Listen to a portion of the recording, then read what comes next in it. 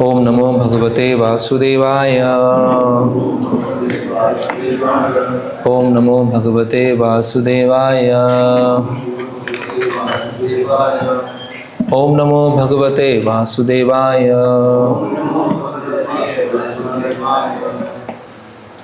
तो आज हम पढ़ेंगे श्रीमद् भागवतम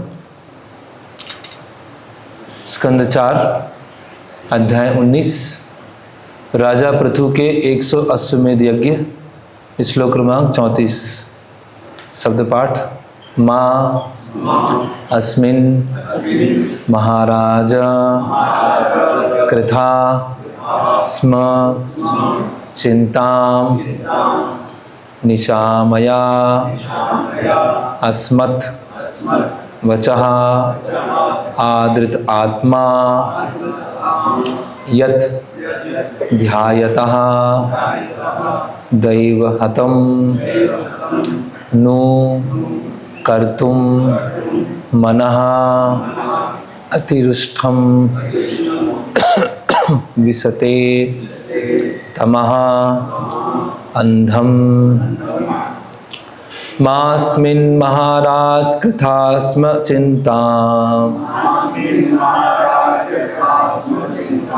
निशामयास्मद्वच आदतात्मा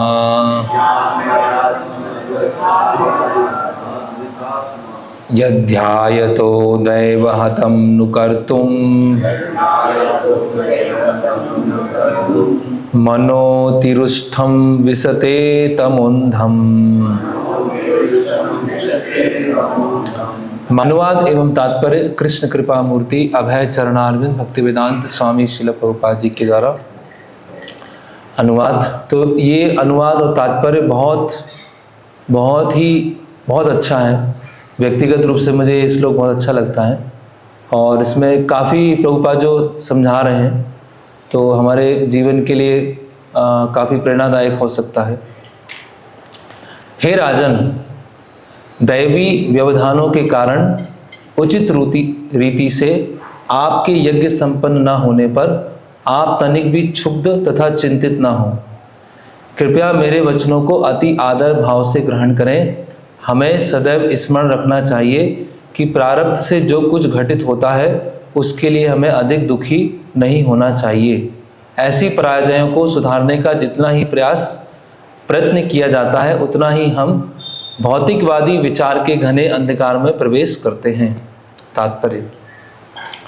कभी कभी साधु स्वरूप या धार्मिक व्यक्ति को भी जीवन में पराजय देखनी पड़ती है। ऐसी घटनाओं को प्रारब्ध के कारण घटित मान लेना चाहिए। यद्यपि अप्रसन्न रहने के पर्याप्त कारण हो सकते हैं, किंतु ऐसी पराजयों का प्रतिवाद नहीं करना चाहिए, क्योंकि जितना ही इन पराजयों को सुधारने का प्रयत्न किया जाता है हम उतने ही भौतिक चिंता के गहन अंधेरे में प्रवेश करते जाते हैं। भगवान श्री कृष्ण ने भी हमें इस संबंध में उपदेश दिया है। क्षुब्ध होने के बजाय हमें सहन करना चाहिए। ओम अज्ञानतिमिरन्धस्य ज्ञानाञ्जनशलाकया चक्षुरुन्मिलितं तस्मै श्री गुरुवे नमः। श्री चैतन्य मनोभीष्टं स्थापितं येन भूतले स्वयं रूप कदा मह्यं ददाति स्वापदान्तिकं। वन्देऽहं श्रीगुरोश्रीयुतपदकमलं श्रीगुरुन् वैष्णवांश्च श्रीरूपं साग्रजातं सहगण रघुनाथान्वितं सजीवं साद्वैतं सावधूतं परिजनसहितं कृष्ण चैतन्य देवं श्री राधा कृष्ण पादान सहगण ललिता श्री विशाखान्वितांश्च। नमः ओं विष्णुपादाय कृष्ण पृष्ठाय भूतले श्रीमते भक्तिवेदांत स्वामिनिधि नामने। नमस्ते सारस्वते देवे गौरवाणी प्रचारिणे निर्विशेष शून्यवादी पाश्चात्य देशे तारिणे। जय श्री कृष्ण चैतन्य प्रभु नित्यानंद श्री अद्वैत गदाधर शिवासादि गौर भक्तवृंद। हरे कृष्णा कृष्णा कृष्णा हरे हरे, हरे राम राम राम हरे हरे। तो यहाँ पर ब्रह्मा जी पृथु महाराज को समझा रहे हैं। हालांकि गलती इंद्र की है, लेकिन समझा रहे हैं पृथु महाराज को कि दैवी व्यवधानों के कारण जो आपका यज्ञ नहीं हो पाया, क्या बोल रहे हैं, महास्मिन महाराज कृथा स्म चिंताम। तीसरी लाइन है, यह ध्यायतो दैव हतम। दैव मतलब दैवी, हतम मतलब व्यवधान। तो दैवी व्यवधानों के कारण आप जो यज्ञ करना चाह रहे थे 100 यज्ञ, वो नहीं हो पाया। पता नहीं क्यों नहीं हो पाया, दैवी व्यवधान। तो इसमें आप इतने चिंतित ना हो, इतने क्षुब्ध ना हो, इतने परेशान ना हो कि आप यज्ञ क्यों नहीं हो पाया, क्योंकि कुछ चीज़ हमारे कंट्रोल से बाहर होती है।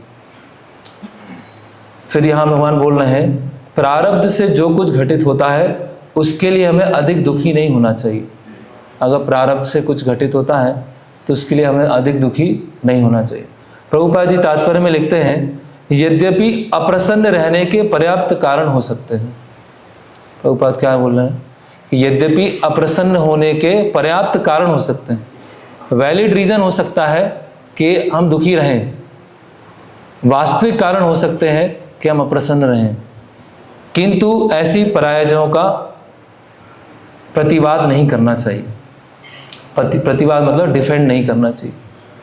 मेरे जीवन में जो घटित हुआ है, कुछ ना कुछ भगवान की इच्छा थी, और जो घटित हुआ है एक तरह से सही भी नहीं हुआ है।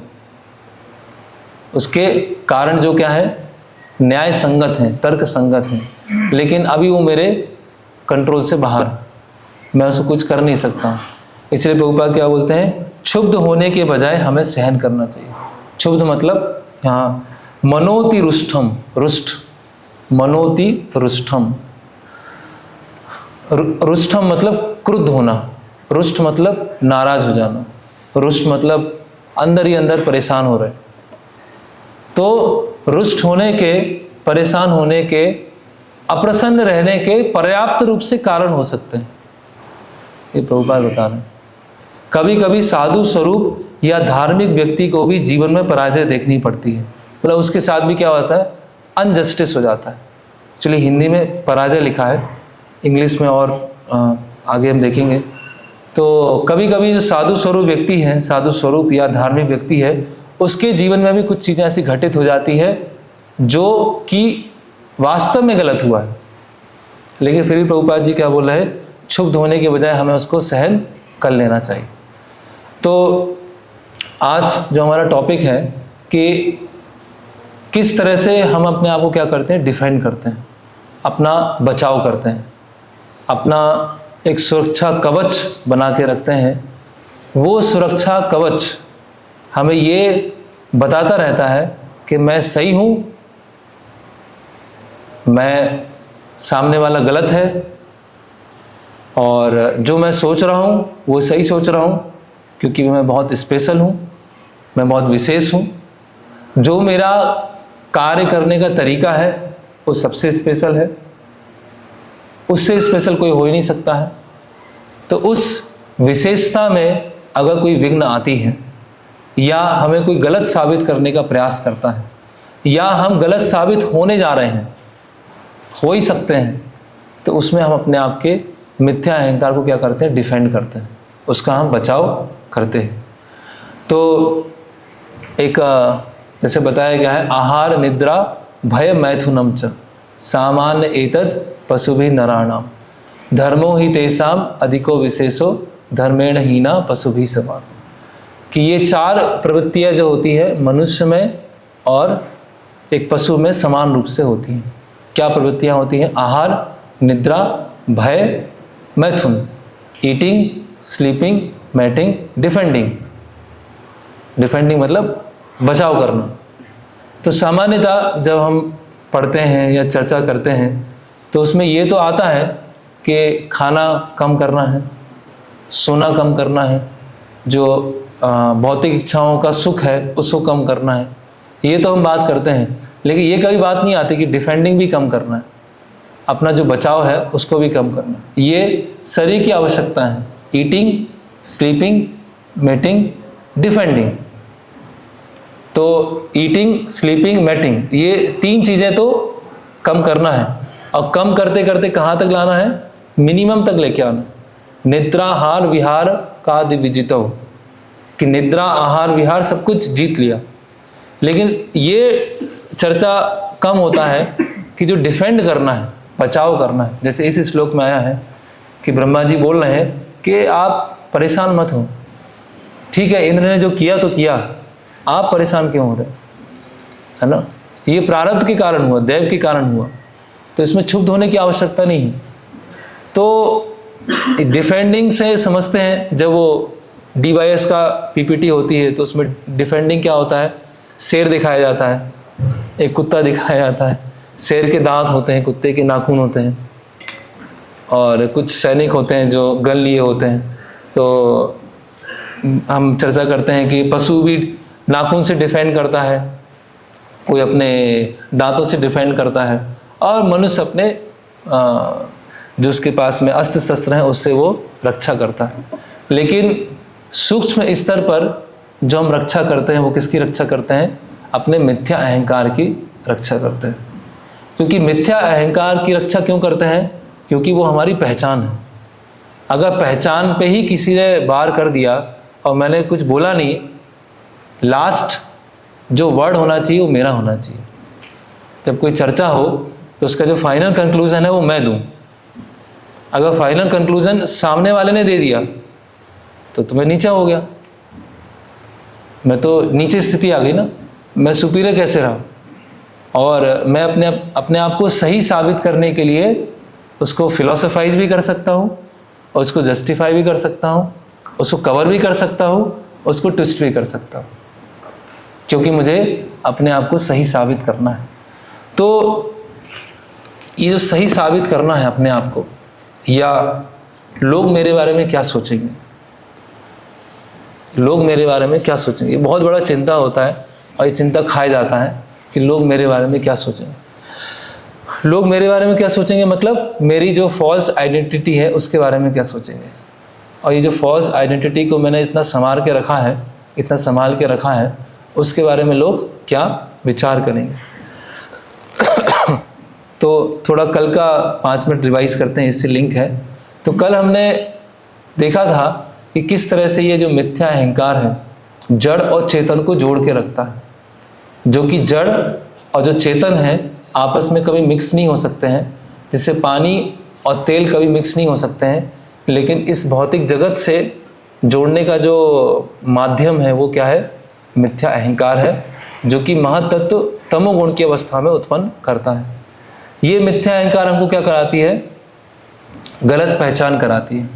और इस गलत पहचान के कारण, उस गलत पहचान में जब व्यवधान होता है, अवरोध होता है या विरोध किया जाता है, तो हमें क्या लग जाता है? बुरा लग जाता है। अलग अलग तरह से हमें बुरा लगता है। बुरा किसको लग गया? फॉल्स ईगो को बुरा लग गया। तो उस बुरा लगने के कारण हम बहुत सारे अलग अलग बाहरी कार्य करते हैं। हम रिस्पॉन्स देना बंद कर देते हैं, या हम क्रोधित हो जाते हैं, या हमारे अंदर एक शत्रुता की भावना आ जाती है, और इतना बड़ा शत्रुता हो जाती है कि कभी कभी एक दूसरे को देखने ही पसंद नहीं करते हैं, क्योंकि हमारे जो मिथ्या अहंकार है उसके ऊपर क्या हो गई है? वार हो चुका है। तो ये बहुत ही एक न्यूफाइड टेंडेंसी है ना, बहुत ही एक कनिष्ठ मानसिकता है, जिसमें हमें बुरा लग जाता है। बुरा कब लगना चाहिए हमें? जब भगवान का अपमान हो, है ना।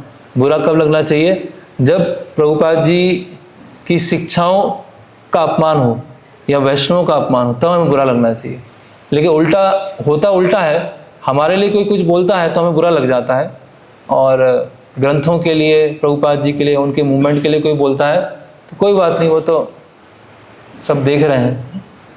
तो बहुत ये जो मिथ्या अहंकार की भावना है बहुत ही अंदर जाके भरी हुई। ये मिथ्या अहंकार क्या करता है? हमें साथ में सेवा करने से रोकता है, कि मैं साथ में सेवा नहीं करूँगा, मैं एक आइलैंड में जाकर, द्वीप में जाकर वहाँ रह के सेवा करूँगा। तो फिर कभी कभी बहुत विनम्र होते हैं, बहुत विनम्रता बाहरी रूप से हम प्रदर्शित करते हैं, लेकिन करेक्ट करना बहुत मुश्किल हो जाता है, समझाना बहुत मुश्किल हो जाता है। क्योंकि समझाएंगे तो समझाने से जो समझाने वाले हैं उनको भी ऐसा लगता है कहीं ये बुरा ना मान जाए, इसीलिए बहुत संभल के एक एक शब्द को इतना संभल के उपयोग करना पड़ता है कि ऐसा ना हो जाए कि सामने वाले बुरा मान जाए।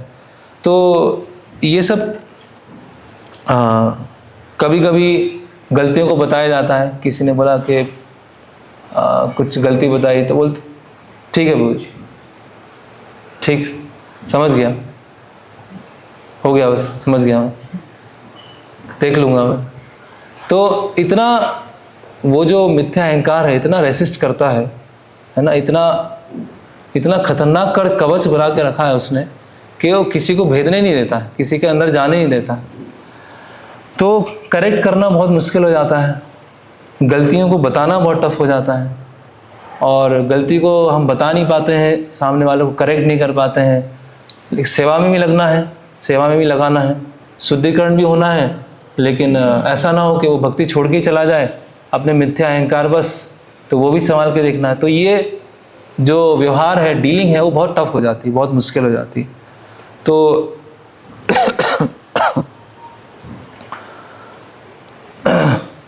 फिर हमने आगे देखा कि हमारा उत्साह कहाँ से आ रहा है, भक्ति में उत्साह कहाँ से आ रहा है। क्या भक्ति में उत्साह मिथ्या अहंकार उससे जनित हो रहा है, या भगवान गुरु वैष्णव के प्रति हमारी जो कृतज्ञता की भावना है कि उनसे हमें जो सब चीज़ें प्राप्त हुई हैं और फिर हमें करना है, उससे हमारा उत्साह आ रहा है। क्योंकि जो भौतिक स्तर पर उत्साह होगा, जब वो मिलना बंद हो जाएगा तो उत्साह भी चला जाएगा। मान लीजिए कहीं कोई फेस्टिवल है, कोई इम्पोर्टेंट इवेंट है और स्टेज पे जाके एंकरिंग करना है, तो हो सकता है बहुत उत्साह आ जाए, उसमें बहुत ही अधिक उत्साह आ जाए। अब बोला जाए कि आपको पीछे जाके बर्तन धोना है 2-3 घंटे, तो सेवा तो दोनों ही है, लेकिन एक में बहुत उत्साह आ रहा है और एक में उत्साह ही नहीं आ पा रहा है। तो फिर हम बोलेंगे प्रभु जी ये तो हमारे स्वभाव के अनुसार नहीं है बर्तन धोना, हमारा स्वभाव तो कुछ दूसरा ही है। तो कहीं ना कहीं हम मिक्स मोटिवेशन से हम ये कार्य करते हैं। तो उत्साह हमारा किससे आ रहा है? फिर हमने देखा विश्वास, कॉन्फिडेंस। तो क्या कॉन्फिडेंस हमारी खुद की जो एबिलिटीज़ हैं उससे कॉन्फिडेंस आ रहा है, हमारी जो स्किल्स हैं उससे कॉन्फिडेंस आ रहा है, हमने इतना पढ़ा है उससे कॉन्फिडेंस आ रहा है, या कॉन्फिडेंस हमें इससे आ रहा है कि भाई मैं तो असहाय हूँ, लेकिन मुझे भगवान के नाम पर, शास्त्रों के ऊपर और भगवान की कृपा के ऊपर पूरा विश्वास है। मैं कितना भी नीचे गिर सकता हूँ, कितना भी गर्त में जा सकता हूँ, लेकिन भगवान का नाम, वैष्णव भगवान इतने पावरफुल हैं कि मुझे उस स्थिति से भी निकाल देंगे। तो विश्वास का उल्टा होता है डिप्रेशन। जैसे ओवर कॉन्फिडेंस क्या है? ईगो का एक दूसरा रूप है। उसी तरह डिप्रेशन क्या है? ईगो का दूसरा रूप है। अब डिप्रेशन में क्या हो गया? अरे मैं तो कुछ काम का बचा ही नहीं, मैं तो कुछ कर ही नहीं सकता, मैं जो सोचता था जो मैं करूँगा वो तो मैं कर ही नहीं पाया, और मैं तो इतना अनर्थ से भरा हुआ हूँ कि भगवान का नाम भी कुछ नहीं कर पाएगा, भगवान के विग्रह भी कुछ नहीं कर पाएंगे, क्योंकि मैं तो वो ओवर कॉन्फिडेंस और डिप्रेशन, ये क्या है? एक जैसे पेंडुलम होता है, दोनों ही फॉल्स ईगो के एक क्या है? मैनिफेस्टेशन। तो कोई अगर ओवर कॉन्फिडेंस है, इसका मतलब वो मिथ्या अहंकार, और उसको भगवान की कृपा के ऊपर विश्वास ही नहीं है, भगवान के नाम पे विश्वास नहीं है, और सोच रहा अब तो मुझसे कुछ हो ही नहीं सकता, अब मुझसे कुछ नहीं हो पाएगा, मैं इतना महान हो गया हूँ कि भगवान ही मेरा कुछ नहीं कर सकते, भगवान से ही महान बन चुका हूँ मैं, भगवान ही मेरे सामने हार चुके हैं कि हे साधक, मैं भी हार चुका हूँ तुम्हारे सामने, तुम्हारे इतने महान अनर्थ हैं कि पूरे ब्रह्मा जी के एक दिन में ऐसे अनर्थ देखने को मिले हैं कि मैं भी कुछ नहीं कर पाऊंगा। तो हम देखते हैं कि फॉल्स ईगो कैसे खेल रहा है, कैसे मिथ्या अहंकार खेल रहा है। तो यहाँ तक हमने चर्चा किया था। तो अब ये दोनों टॉपिक एक दूसरे से इंटर रिलेटेड हैं कि हम अपना बचाव करते हैं और कैसे सेवाओं में मिथ्या अहंकार मिक्स हो जाता है। तो अब आते हैं प्रीचिंग, सेवा के ऊपर। तो अगर प्रचार करते समय या सेवा करते समय हमारा ये मूड नहीं है कि मैं कृष्ण के, गुरु के और वैष्णव के एक विनम्र सेवक के रूप में केवल एक वाया ट्रांसपेरेंट मीडियम की तरह कार्य करूं, बस यही मेरी प्रार्थना है कि मैं संदेश को यथारूप पहुंचाऊं, तो जो प्रचार है या प्रचार की जो सेवा है उसकी वो सफलता है। लेकिन अगर हम मिथ्या अहंकार बस ये सोचे कि मैं अधिक जानता हूँ, ये सब तो अज्ञानता में बैठे हुए हैं, है ना, मैं तो ज्ञान में स्थित हूँ अभी, और सब अज्ञानी हैं, और ये अब मैं ज्ञानी बन चुका हूँ तो मैं दूसरों को सुनाऊंगा, दूसरों को बताऊंगा। तो ऐसे में क्या होता है, जैसे हमने पहले या दूसरे लेक्चर में चर्चा किया था कि कभी कभी ऐसे प्रचारक, क्योंकि जो प्रचारक हैं, जो साधक स्तर पर हैं, वो भी स्ट्रगलिंग हैं, वो भी संघर्ष कर रहे हैं। ऐसा नहीं है कि पूरे अपने अनर्थों से निकल चुके हैं। तो प्रचारकों से भी गलती हो सकती है, चाहे बोलने में गलती हो सकती है, कुछ कार्य को करने में गलती हो सकती है। लेकिन अगर प्रचारक के अंदर मिथ्या अहंकार है तो वो अपने अधीनस्थ के सामने अपनी गलती स्वीकार नहीं करेगा, या उसने जो गलत कुछ बोला उसको वो स्वीकार नहीं करेगा। और कभी कभी ऐसा होता है, ऐसा व्यक्तिगत देखा भी है कि प्रवचन में अगर किसी ने प्रश्न पूछा और पूछने के बाद अगर वो जो वक्ता है उसको उसका आंसर अच्छे से नहीं पता है तो वो अपनी बात को किसी न किसी तरह से घुमा फिरा के सामने वाले को कन्विंस करने का प्रयास करेगा। वक्ता को पता है कि मुझे नहीं पता इसके बारे में आंसर, वक्ता को क्लियर है कि मुझे नहीं पता है, लेकिन मैं इधर उधर के उदाहरण देके एक दो श्लोक इधर उधर से बोल के ऐसा सुनाऊंगा, ऐसा बताऊंगा कि सामने वाला चुप ही रह जाएगा। इसका मतलब क्या है, इसका अर्थ क्या है? इसका अर्थ यही है कि हम ईगो बैटल में फंस गए। इतने 100-150 भक्त बैठे हुए हैं और मेरी बेइज्जती हो जाएगी। इन्होंने ऐसा क्वेश्चन पूछा और मैं जवाब नहीं दे पाया तो मेरी तो बेइज्जती हो गई। तो कैसे ये ईगो काम करता है? पुस्तक वितरण एक इसमें वृत्तांत बताया गया है पुस्तक वितरण को लेकर। कभी कभी जब हम पुस्तक वितरण करने जाते हैं तो कोई हमारा अपमान करता है, तो जब अपमान किया जाता है तो हम विचार करते हैं तो अब तो मैं छोड़ूंगा नहीं इसको, अब मैं भी जवाब दे के आऊँगा, मैं भी जवाब दूंगा। तो एक इंसिडेंट बुक डिस्ट्रीब्यूशन कॉन्फ्रेंस एक मीटिंग में बताते हैं कि एक भक्त किसी ट्रक वाले को बुक डिस्ट्रीब्यूट कर रहे थे पेट्रोल पंप के पास में। तो जब वो ट्रक वाले को पुस्तक दे रहे थे तो ट्रक वाले ने बहुत ही निरादर तरीके से उसको व्यवहार किया, मतलब भाग जाए से, बुक लेके मत आ। तो अभी जो बुक डिस्ट्रीब्यूटर थे उनको ईगो पे लग गया, बोले इसको तो बुक दे के रहूँगा मैं, कुछ भी हो जाए इसको बुक देना ही है मुझे, क्योंकि इसने मुझे ऐसे ऐसे कैसे बोल दिया, अब तो बुक दे के रहूँ।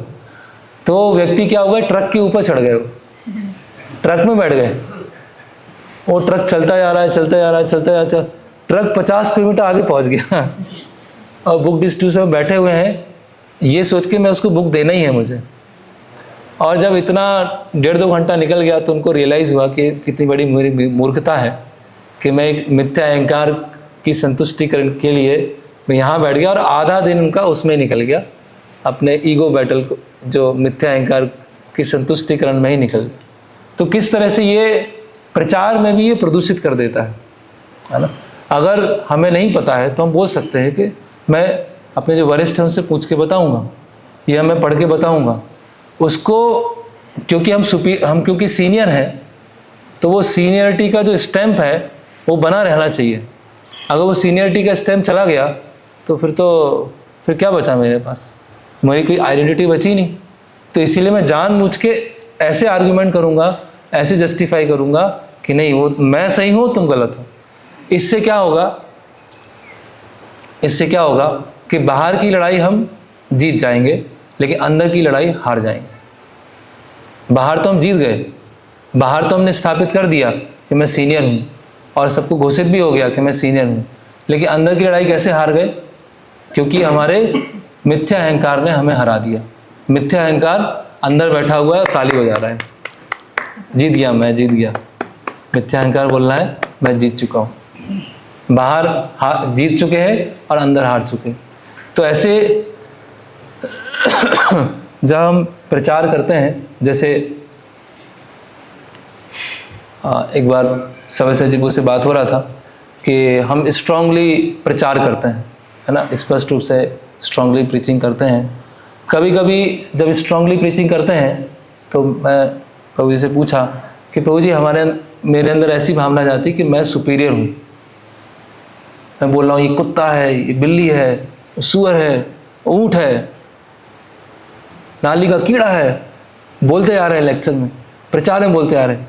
तो स्वयं में लगता है मैं तो बहुत ऊपर हूँ, मैं तो कुत्ता बिल्ली गधा से ऊपर उठ चुका हूँ।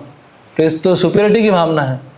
तो प्रभु जी ने बताया कि अगर हम प्रचार कर रहे हैं, स्पष्ट रूप से प्रचार कर रहे हैं, और हमारे अंदर ये भावना है कि मैं सुपीरियर हूँ, तो एक तरह से प्रचार का पूरा प्रभाव नहीं पड़ेगा। श्रील प्रभुपाद जब प्रचार कर रहे हैं और प्रभुपाद जी ऐसे शब्दों से इंगित कर रहे हैं, लेकिन प्रभुपाद ऐसा नहीं समझ रहे कि मैं ऊपर हूँ, मैं सुपीरियर हूँ, ये सब गधे और कुत्ते और बिल्ली हैं सब, ऐसा नहीं है।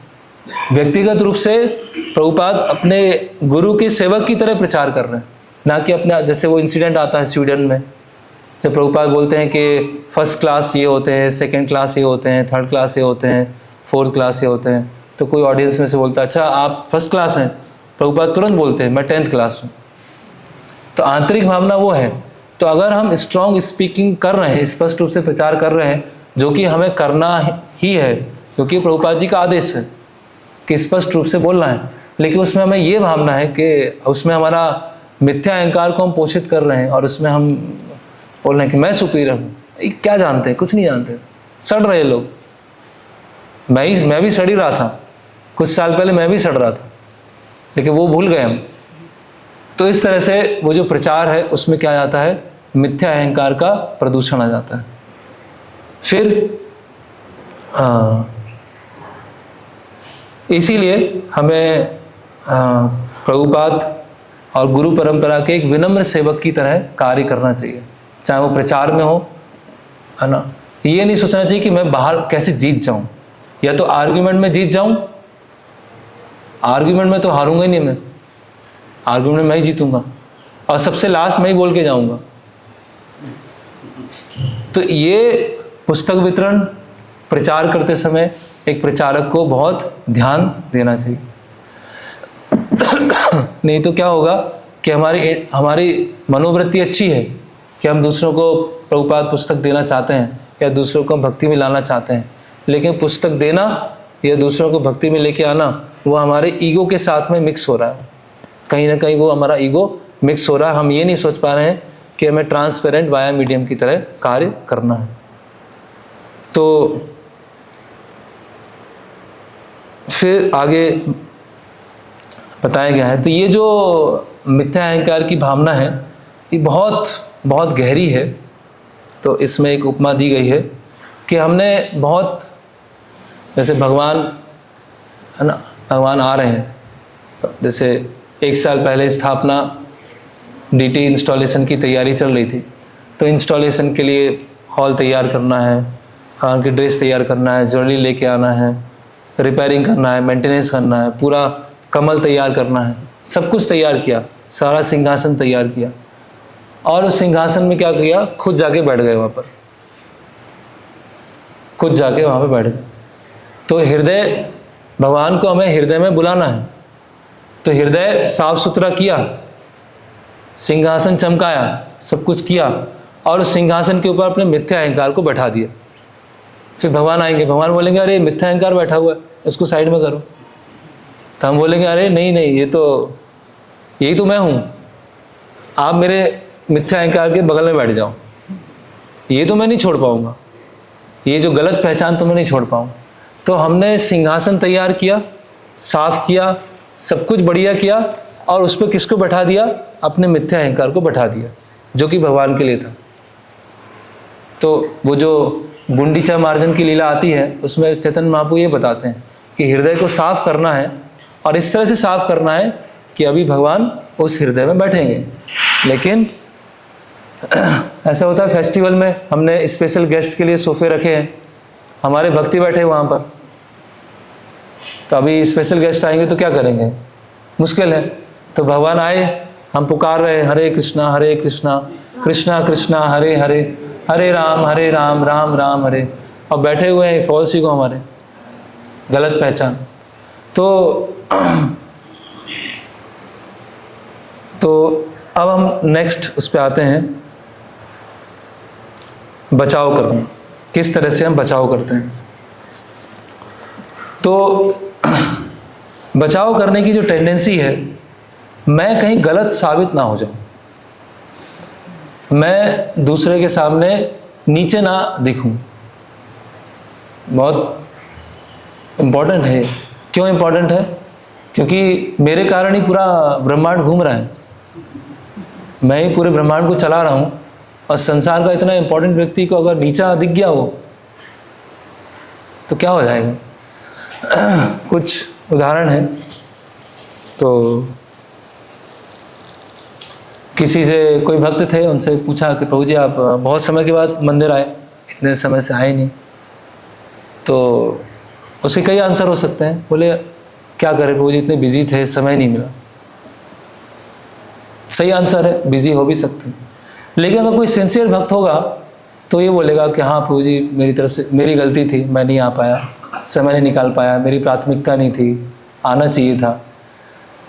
तो जैसे हम वो इस पुस्तक में बताया गया है कि हमारी जो जीव है वो इतना आतुर होती है अपने आप को डिफेंड करने के लिए कि जैसे पूछा जाए, जैसे ही कुछ पूछा जाए, ऐसा उत्तर निकलेगा कि जिसमें मैं सही हूँ, है ना। क्या आप मंदिर क्यों नहीं आए? प्रभु जी बहुत बिजी थे। ठीक है, सब बिजी हैं, लेकिन हम ये नहीं बोल पा रहे हैं कि मैं प्रभु जी भक्ति में थोड़ा सिंसियर नहीं हूँ, तो मुझे विचार करना चाहिए कि हाँ मैं रेगुलर आया करूँगा। किसी से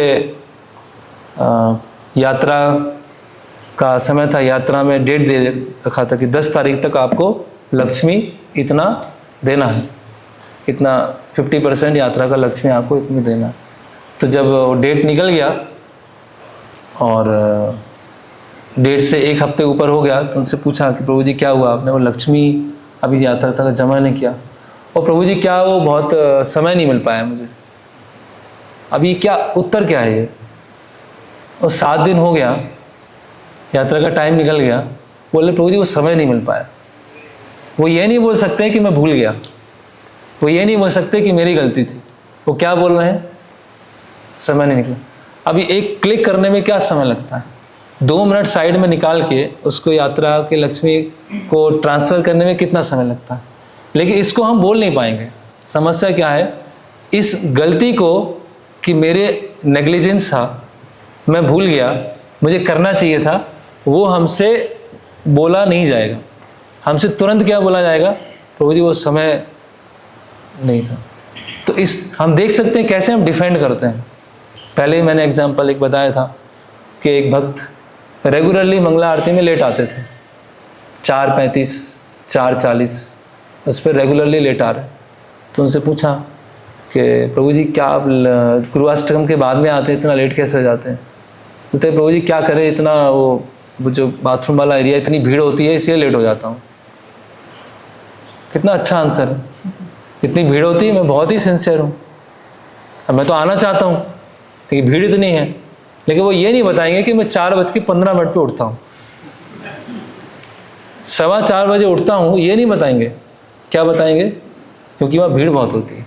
तो देखिए कैसे मिथ्या अहंकार कार्य कर रहा है, कैसे मिथ्या अहंकार कार्य कर रहा है कि स्वयं की गलती को कवर करके सिचुएशन को गलत ठहरा के अपने आप को सही बोलना। ऐसे हम रोज करते हैं, ऐसे हम हर रोज यही कार्य करते हैं अपने आप को डिफेंड करने का।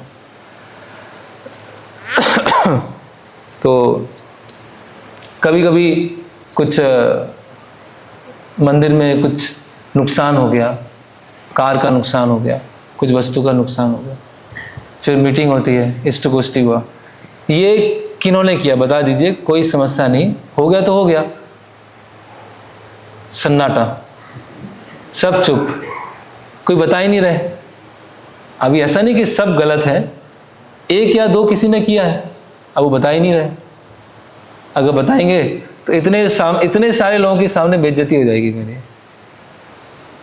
अभी कार एक्सीडेंट हो गया, 50 लोग बैठ के मीटिंग कर रहे हैं, पूछ रहे हैं कि क्या किसने किया, कोई नहीं बता रहे। अभी कैसे पता चले? जैसे एक बार JK रोड पे वहाँ पर थे, तो कभी कभी हम कलेक्शन करके आते हैं तो पॉकेट में जो नोट है वो रखा हुआ है।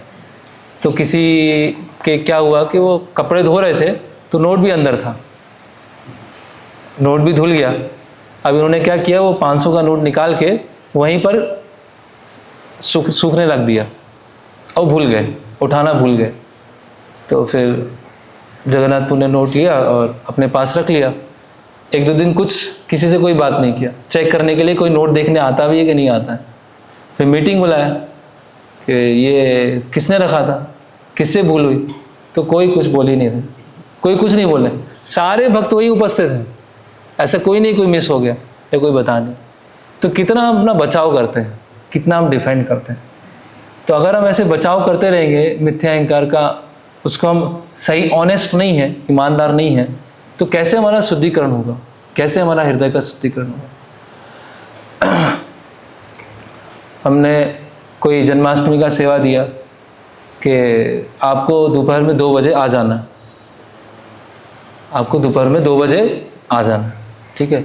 अभी दोपहर में 2 बजे आने के लिए आपको 1 बजे निकलना पड़ेगा घर से, क्योंकि इतना दूर रहते हैं। अभी आप हंसते हुए 3 सवा 3 बजे आ रहे हैं, हंसते हंसते।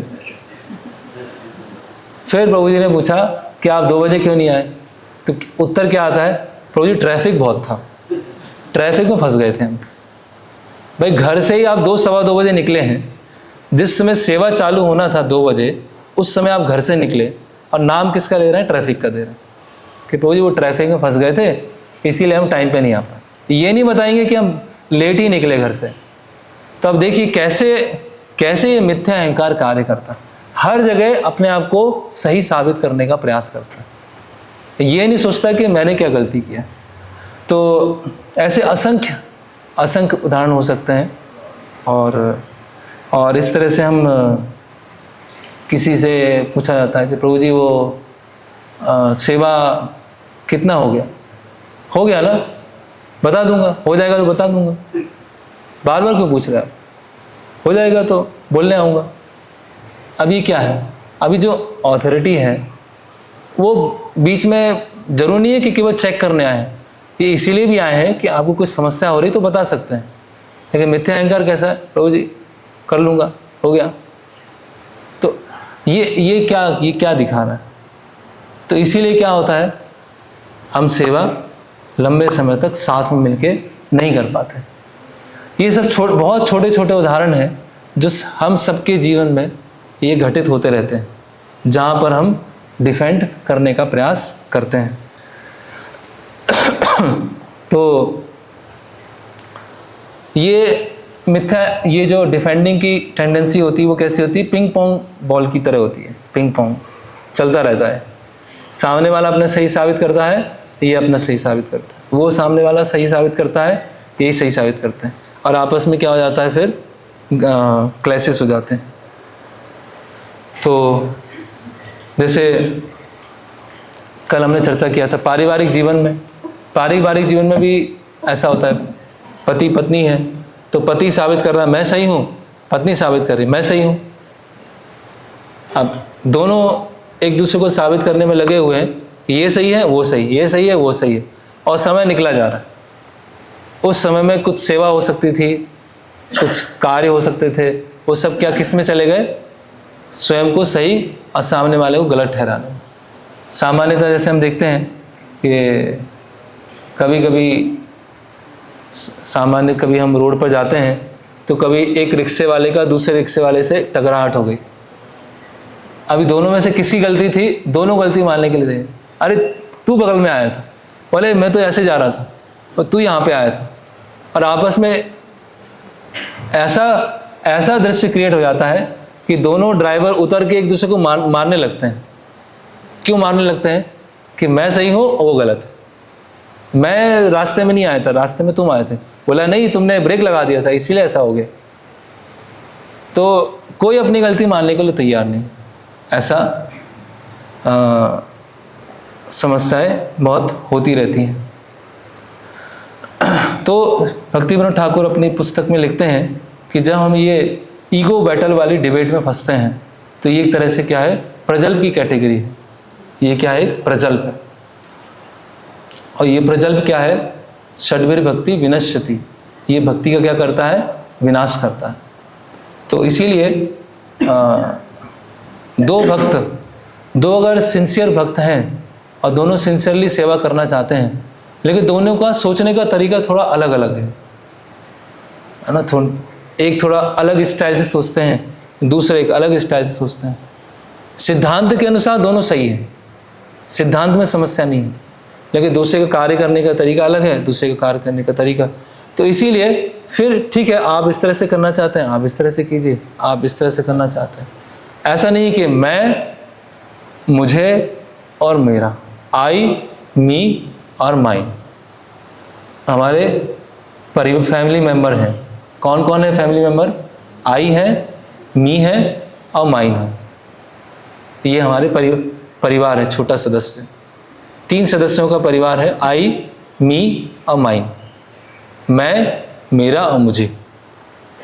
मेरा ये है, मुझे ये नहीं हुआ, मेरे साथ ऐसा हुआ, मेरा ये नहीं हुआ, मेरा ये हो गया। ये तीनों फैमिली मेंबर इतने शैतान हैं, ये तीनों फैमिली मेंबर, ये पूरा दिमाग को ख़राब करके रखते हैं। ये बस यही सोचते रहते हैं, मैं, मेरा और मुझे। मेरे साथ ऐसा हो गया, मुझे ऐसा बोल दिया, मुझे ये नहीं मिला, अरे मेरा ये है, अब मेरा वो ले लिया। दिन भर वही चलता रहता है बस, आई, मी और माइन। तो यहाँ पर बताया जा रहा है, और कभी कभी उस तरह से भी ये चीज़ें प्रकट होती हैं।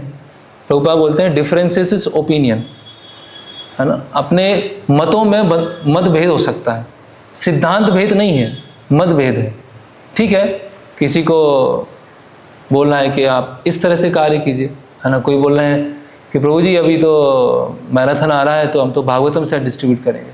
कोई बोल रहे हैं नहीं प्रभु जी हम तो स्मॉल बुक्स डिस्ट्रीब्यूट करेंगे। अभी दोनों के सिद्धांत में कोई अंतर, कोई डिफरेंस नहीं है। कोई बोल रहे हैं कि अरे प्रभु जी भागवतम सेट तो इतना ले नहीं पाएंगे, पैसा नहीं है। कोई बोल रहे हैं नहीं वो तो ले सकते हैं। दूसरे बोल रहे हैं नहीं प्रभु जी हम तो स्मॉल बुक्स का पैकेट बना के उसको डिस्ट्रीब्यूट करने आएंगे, वो आसानी से जाएगा। बोले नहीं नहीं आपको तो इसमें जाना ही नहीं है। अभी उनमें से कोई एक डिसीजन लेने वाले होंगे कि हाँ इस बार हमारे मैराथन में क्या स्ट्रेटेजी होगी। लेकिन एक तरह से देखा जाए तो दोनों भगवान की सेवा करना चाहते हैं, दोनों प्रभुपाद जी को प्लीज़ करना चाहते हैं। एक का दूसरा तरीका है, एक का दूसरा तरीका है। तो अगर हम ये सोचेंगे कि मेरा तरीका बस है, या ऐसा भी होता है कि जिस डिपार्टमेंट में मैं सेवा कर रहा हूँ वही डिपार्टमेंट सबसे इम्पोर्टेंट है। मैं मैनेजमेंट देख रहा हूँ, अगर मैनेजमेंट नहीं होगा तो सारे कार्य कैसे होंगे, सारे विभाग चरमरा जाएंगे। क्योंकि मैं मैनेजमेंट देख रहा हूँ इसलिए सब चल रहा है। कोई सोच रहा है कि मैं कुकिंग कर रहा हूँ इसलिए तो सब ले रहे हैं, अब खाएंगे नहीं तो फिर वो चलेगा कैसे। कोई सोचे प्रभुपाद जी को सबसे प्रिय है बुक डिस्ट्रीब्यूशन, अगर बाकी लोग नहीं कर रहे हैं मैं ही कर रहा हूँ तो मैं सबसे ऊपर हूँ। कोई सोचेगा देखो डीटी वर्शिप, महाराज चाहते थे कि डीटी वर्शिप, जो डीटी वर्शिप डिपार्टमेंट को सपोर्ट नहीं करना सब बेकार है।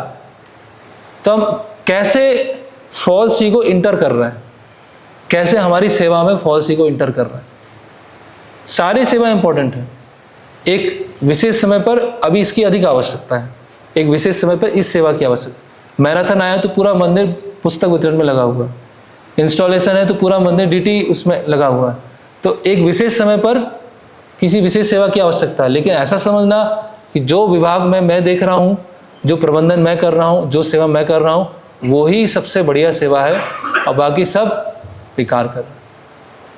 तो उससे क्या होगा, सेवा हमने किया लेकिन किसको, मिथ्या अहंकार के साथ में हमने सेवा किया। तो प्रभुपाद अब यहाँ बताया जा रहा है कि वैष्णव डज नॉट डिफेंड हिमसेल्फ। एक जो वैष्णव है अपने आप को कभी डिफेंड नहीं करता है, अपने आप का बचाव नहीं करता है।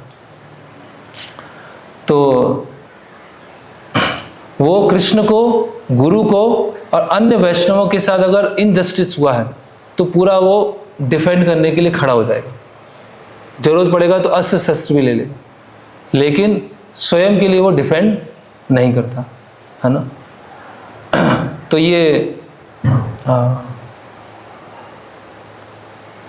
फिर भगवत गीता में बताया गया है 6 तरह के आतताई बताए गए, है ना। एक पहले अध्याय के 36वें श्लोक में कि जो विष देने वाले हैं, दूसरे के घर को जलाने वाले हैं, या हथियार से मारने वाले हैं, संपत्ति चुराने वाले हैं, दूसरों का धन छीनने वाले हैं, या पत्नी का अपहरण करने वाले हैं, इन आतताइयों को तुरंत मार देना चाहिए, प्रभुपाद तात्पर्य में लिखते हैं।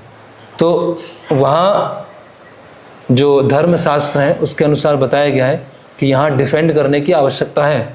लेकिन ऐसे इंसिडेंट रोज़मर्रा में नहीं होते हैं, ऐसे इंसिडेंट रोज़ नहीं होते हैं, कभी कभी ऐसे इंसिडेंट होते हैं और उसमें धर्मशास्त्रों के अनुसार है कि आतताई को मारना है।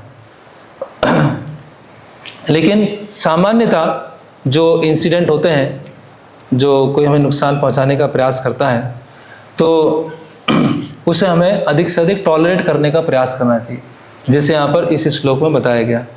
रुष्ट नहीं होना चाहिए। पृथु महाराज को क्या बोल रहे हैं ब्रह्मा जी, क्या आप रुष्ट क्यों हो रहे? रुष्ट मत होइए। ठीक है, आप यज्ञ कर रहे थे, 100 नहीं हो पाए, इंद्र ने आके समस्या कर दिया, आप क्यों परेशान हो रहे? प्रसन्न है भगवान, आपसे प्रसन्न है, जो आपने किया है उससे वो प्रसन्न है, आप परेशान मत होइए। तो एक वृत्तांत आता है श्रील प्रभुपाद का कि जब कोई भक्त प्रभुपाद के सामने डिफेंड करते थे तो प्रभुपाद बिल्कुल बुरी तरह से डांटते थे, एकदम बुरी तरह से डांटते थे। और कोई प्रभुपाद के सामने अपनी गलती को सही साबित करने का प्रयास करते थे तो प्रभुपाद छोड़ते नहीं थे। तो हरि सॉरी प्रभु की ट्रांसीडेंटल डायरी है, उसमें से प्रभुपाद एक इंसिडेंट आता है कि एक बार प्रभुपाद अपने कुछ शिष्यों को कलकत्ता में कुछ समझा रहे थे मायापुर प्रोजेक्ट के बारे में। तो हरि सॉरी प्रभु पीछे बैठे हुए थे और अपने नाखून ऐसे ऐसे कर रहे थे, वो खुद ही अपनी डायरी में लिख रहे हैं, अपनी स्किन को ऐसे ऐसे कर रहे थे, नाखून को ऐसे ऐसे। तो प्रभुपाद ने देखा कि ये ध्यान से सुन नहीं रहे हैं, है ना। तो प्रभुपाद ने बोला कि मैं केवल इनके लिए नहीं बोल रहा हूँ, आपके लिए बोल रहा हूँ। तो हरीश्वर प्रभु बोलते हैं कि मैं प्रभुपाद जी को ऐसे दिखाने लगा जैसे मैं ये एक्टिविटी करते हुए भी सुन रहा हूँ, जबकि मैं सुन नहीं रहा था, लेकिन मिथ्या अहंकार बस मैं प्रभुपाद जी के सामने ऐसे दिखा रहा हूँ कि मैं सुन रहा हूँ, प्रभुपाद सुन रहा हूँ। तो ये इंसिडेंट हुआ। उसके बाद प्रभुपाद जी का डिक्टाफोन जो कार्य करता था, एसी करंट पे कार्य करता था। तो वहाँ कलकत्ता में डीसी करंट आती थी और डीसी करंट में बहुत फ्लक्चुएशन होता था। तो हरि सॉरी प्रभु ने उस डिक्टाफोन में कुछ ऐसे कुछ ट्रांसमीटर लगा के रखा था जिससे डीसी करंट एसी करंट में चेंज हो जाए। तो अभी लाइट का फ्लक्चुएशन इतना अधिक बढ़ गया तो एक भक्त जाकर वो स्विच को उन्होंने ऑफ कर दिया। उनको पता नहीं था कि ये सिस्टम क्या है, कॉम्प्लेक्स सिस्टम क्या है। तो हरि सॉरी को देखते हैं कि किसने किया है, प्रभुपाद जी को ज़रूरत था, ये चार्ज करना था। और वो हरि सॉरी को उनको ज़ोर ज़ोर से चिल्लाने लगे कि आपने कैसे कैसे कर दिया। प्रभुपाद जी के लिए सुना था। तो प्रभुपाद जी सुन रहे थे अंदर से चल क्या रहा है। तो प्रभुपाद जी थोड़ी देर में आते हैं, प्रभुपाद जी बोलते हैं कि देखो इनको पता नहीं था सिस्टम, आप इतना क्यों डांट रहे हैं। ठीक है, आपने बता दिया, समझा दिया, लेकिन आप इतना उनको क्यों डांट रहे हैं, इनको पता नहीं था एसी क्या है, डीसी क्या है। उन्होंने स्विच सोचा कि बंद कर देते हैं। तो हरि सॉरी प्रभु बोल रहे हैं कि धीरे धीरे प्रभुपाद जी की उपस्थिति में रहकर मेरे अंदर एक सुपीरियरिटी की भावना आ रही थी कि मैं प्रभुपाद जी की बात पे ध्यान नहीं दे रहा हूँ, अन्य भक्तों को आवश्यकता से अधिक डांट रहा हूँ। फिर फाइनल इंसिडेंट होता है, प्रभुपाद जी बोलते हैं कि जाओ एक रेड कलर की फाइल है वो लेके आ जाओ, रेड कलर की फाइल है उसको लेके आओ। तो हरि सॉरी प्रभु जाते हैं और पूरा अलमीरा चेक करते हैं, कोई रेड कलर की फाइल मिलती नहीं। तो प्रभुपाद जी बोलते नहीं, ध्यान से देखो, होगी, रेड कलर की फाइल है। तो वो जो फाइल थी वो पिंकिश रेड थी, पिंकिश रेड थी। तो हरि सॉरी प्रभु वो फाइल लेके आते हैं, प्रभुपाद बोलते हैं कि यही तो मैं मंगा रहा था। तो हरि सॉरी प्रभु बोलते हैं प्रभुपाद ये तो पिंक कलर की, रेड कलर की थोड़ी है। जैसे ही ये हरि सॉरी प्रभु प्रभुपाद जी को बोलते हैं, प्रभुपाद इतना जोर आवाज़ से इतना डांटते हैं कि अपने गलती को डिफेंड कर रहे हो, अपना बचाव कर रहे हो। ये पिंक कलर की है, ये पिंक कलर की फाइल है, पहले मिला नहीं और फिर अपनी गलती को छुपाने के लिए बोल रहे हो। तो प्रभुपाद जी ने बहुत बुरी तरह से चेस्टाइज किया। तो हरि सॉरी प्रभु फिर बोलते हैं कि ये प्रभुपाद जी के ऊपर, प्रभुपाद जी ने मेरे ऊपर कृपा किया कि मैं समय के साथ कैजुअल हो रहा था, समय के साथ धीरे धीरे कैजुअल होता जा रहा था। और फिर प्रभुपाद जी के सामने ही अपनी गलती को जस्टिफाई करना मैंने चालू कर दिया था। लेकिन उस समय प्रभुपाद जी ने पूरा वज्र की तरह ऐसा प्रहार किया मेरे ऊपर, मुझे समझ में आ गया कि अभी मुझे दोबारा ऐसी गलती नहीं करना है। तो विशेषकर आध्यात्मिक गुरु के सामने तो कभी डिफेंड नहीं करना चाहिए। वो एक, चाहे हमारी गलती भी हो, अगर आध्यात्मिक गुरु हमें डांट रहे हैं और हो सकता है हमारी गलती नहीं है और उस समय वो डांट रहे हैं, तो हमें उस समय वो सुन लेना चाहिए एज ए सदाचार प्रिंसिपल देखते हुए कि अगर, क्योंकि ऐसा हो सकता है कि हमने पास्ट में बहुत सारी गलतियां किया है, उसकी वजह से हमें डांटा नहीं गया, लेकिन उन गलतियों को जो डांटना था वो आज मेरे आध्यात्मिक गुरु उसके लिए आज डांट रहे हैं, पहले मुझको नहीं डांटा गया। तो इसीलिए और दूसरा क्या होगा कि कभी ऐसा लगता है कि अगर मैं पूरी सिचुएशन नहीं बताऊंगा तो जो गुरु है उनको पता कैसे चलेगा, है ना। तो जो आध्यात्मिक गुरु हैं वो कभी ब्लाइंड होकर, एक तरफा होकर निर्णय नहीं ले लेंगे। वो क्रॉस चेक भी करेंगे, कई लोगों से पूछेंगे भी, परिस्थिति को लंबे समय तक देखेंगे भी, उसके बाद एग्जैक्ट निर्णय आएगा सही कौन था गलत कौन था। तो इसीलिए विशेषकर आध्यात्मिक गुरु के सामने तो डिफेंड नहीं करना चाहिए, अगर हमारी गलती नहीं भी है तो भी, क्योंकि कोई गुरु इलॉजिकल नहीं है कि बस थोड़ा सा कुछ हुआ और डांट दिया। वो प्रॉपर हर तरह से चीज़ों को सही तरह से देखने के बाद निर्णय लेंगे। तो इसीलिए एक जो वैष्णव है अपने आप को कभी डिफेंड नहीं करता, वो परिस्थितियों को टॉलरेट करता है ना।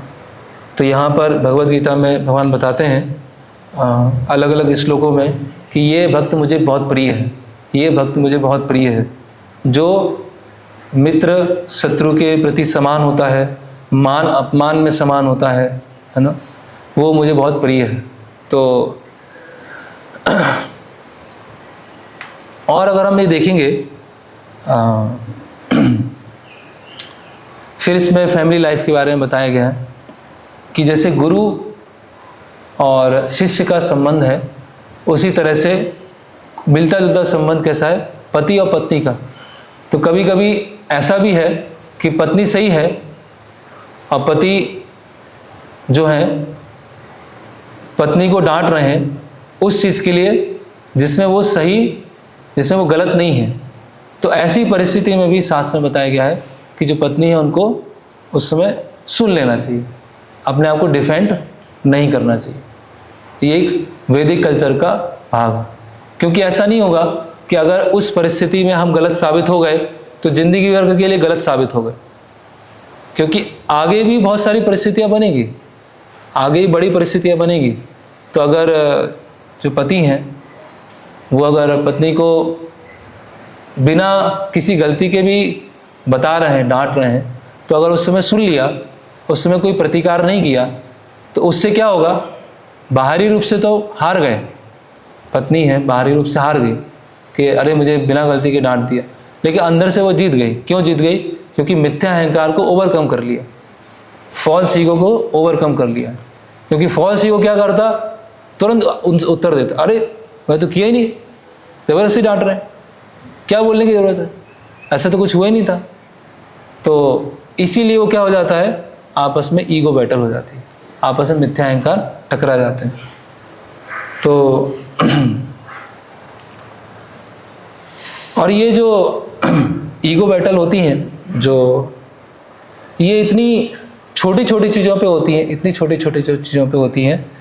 यहाँ पर पुस्तक में बताया गया है कि अगर जब ये ईगो बैटल्स हों तो उस समय विचार करना चाहिए, क्या मृत्यु के समय इतना इम्पोर्टेंट होगा कि इस पर्टिकुलर केस में मैं सही था या सामने वाले सही थे। जब मृत्यु आएगी, जिस दिन मृत्यु आएगी, उस समय क्या इम्पोर्टेंट होगा कि ये पर्टिकुलर जो इंसिडेंट हुआ था उसमें मैं सही था, वो सही था, ये साबित करना इम्पोर्टेंट था मृत्यु के समय, या कृष्ण के प्रति, गुरु के प्रति आसक्ति कितनी विकसित हुई है वो इम्पोर्टेंट है।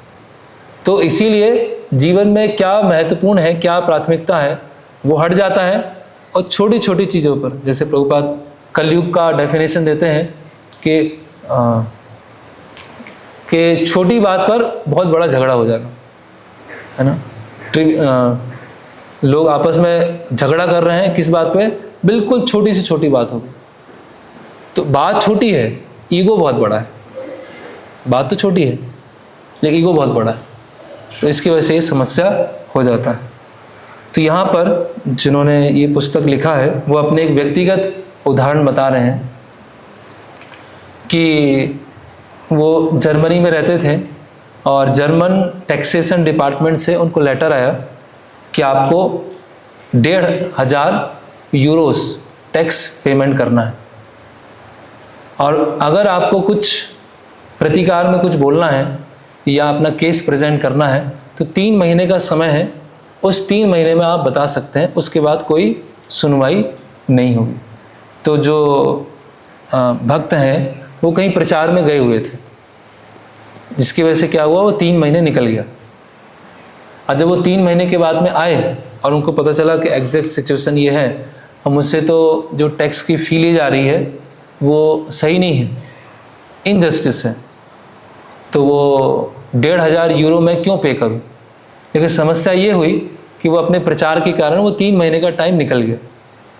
तो अब वो गवर्नमेंट ऑफिसेस जाते हैं और बहुत अलग अलग तरह से आर्ग्यूमेंट करते हैं कि ये तो गलत है, ये अन्याय है। जब कर रहे हैं तब भी यही चल रहा है कि मैं क्यों पे करूं, मैं क्यों झुकूं, वो मेरे, ये तो गवर्नमेंट इनजस्टिस कर रही है।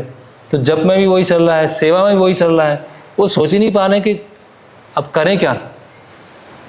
तो फिर वो बताते हैं कि ये जो श्लोक है कि कुछ चीज़ें दैव से गड़बड़ हो जाती हैं, कुछ चीज़ें दैवी व्यवधानों के कारण समस्या में हो जाती हैं। अभी उस दैवी व्यवधान का कारण हमको समझ में नहीं आ रहा है, भाई कौन है इस समस्या का कारण, कौन है, ना तो ये समझ में आ रहा है, ना वो समझ में आ रहा है, ना वो समझ में आ रहा है, पता ही नहीं चल रहा है। तो इसीलिए मनोतिरुष्ठम विशते तमोन्धम, अगर उस समस्या का समाधान करने जाएंगे तो और बड़ी समस्या में फंस जाएंगे। अगर हम सोचेंगे ये तो गड़बड़ हो गया, इसको अब ठीक करेंगे, और जितना ठीक करने जाएंगे उतना तमो अंधम, और उतना गहरे गिरते जाएंगे। इसीलिए क्या करना है, रुष्ट नहीं होना, परेशान नहीं होना, क्रोध नहीं करना है, सहन कर लेना, क्योंकि उसका पता ही नहीं चल रहा है अब क्या कैसे हुआ है। तो अभी आएगा तो इसके मतलब क्या हम हर समय झुकते रहें, हमेशा ही झुकते रहें। अच्छा तरीका निकाल लिया, पहले सामने वाले गलती करो और सामने वाले को बोल दो कि आपको झुकना है ना। तो ऐसा नहीं है कि झुकना है, लेकिन उस जीवन के उस समय के लिए, उन दिनों के लिए, उन महीनों के लिए क्या इम्पोर्टेंट है। जहाँ चीज़ें स्पष्ट नहीं है और हमने सारा प्रयास करके देख भी लिया है फिर भी ठीक नहीं हो रहा है, तो मृत्यु के समय पर ये मैटर नहीं करेगा कि मैंने 1,500 यूरो बचा लिए या 1,500 यूरो पे करके मैं चीट हो गया। ये मृत्यु के समय पर मैटर नहीं करेगा। बता रहे हैं वो डिवोटी कि मैंने गवर्नमेंट से टैक्सेशन बचा लिया, नहीं बचाया, मैंने अपना प्रयास किया। इसका मतलब नहीं कि भक्त प्रयास नहीं करते हैं या बस चीट होते रहते हैं और बोलते हैं कि भगवान ऐसा चाहते हैं। इसका मतलब ये नहीं है। इसका मतलब ये है कि प्रयास करने के बाद भी कुछ नहीं हुआ तो ठीक है, कोई बात नहीं, सहन करेंगे। तो don't blame others and find excuses, दूसरों को ब्लेम करके खुद की गलतियों को एक्सक्यूज ना करें। तो ब्लेम मतलब हिंदी में क्या बोलेंगे, आरोप, दूसरों पर आरोप मत लगाओ। और फाइंड एक्सक्यूजेस, एक्सक्यूज मतलब खुद की गलतियों का बहाना मत बनाओ, है ना। तो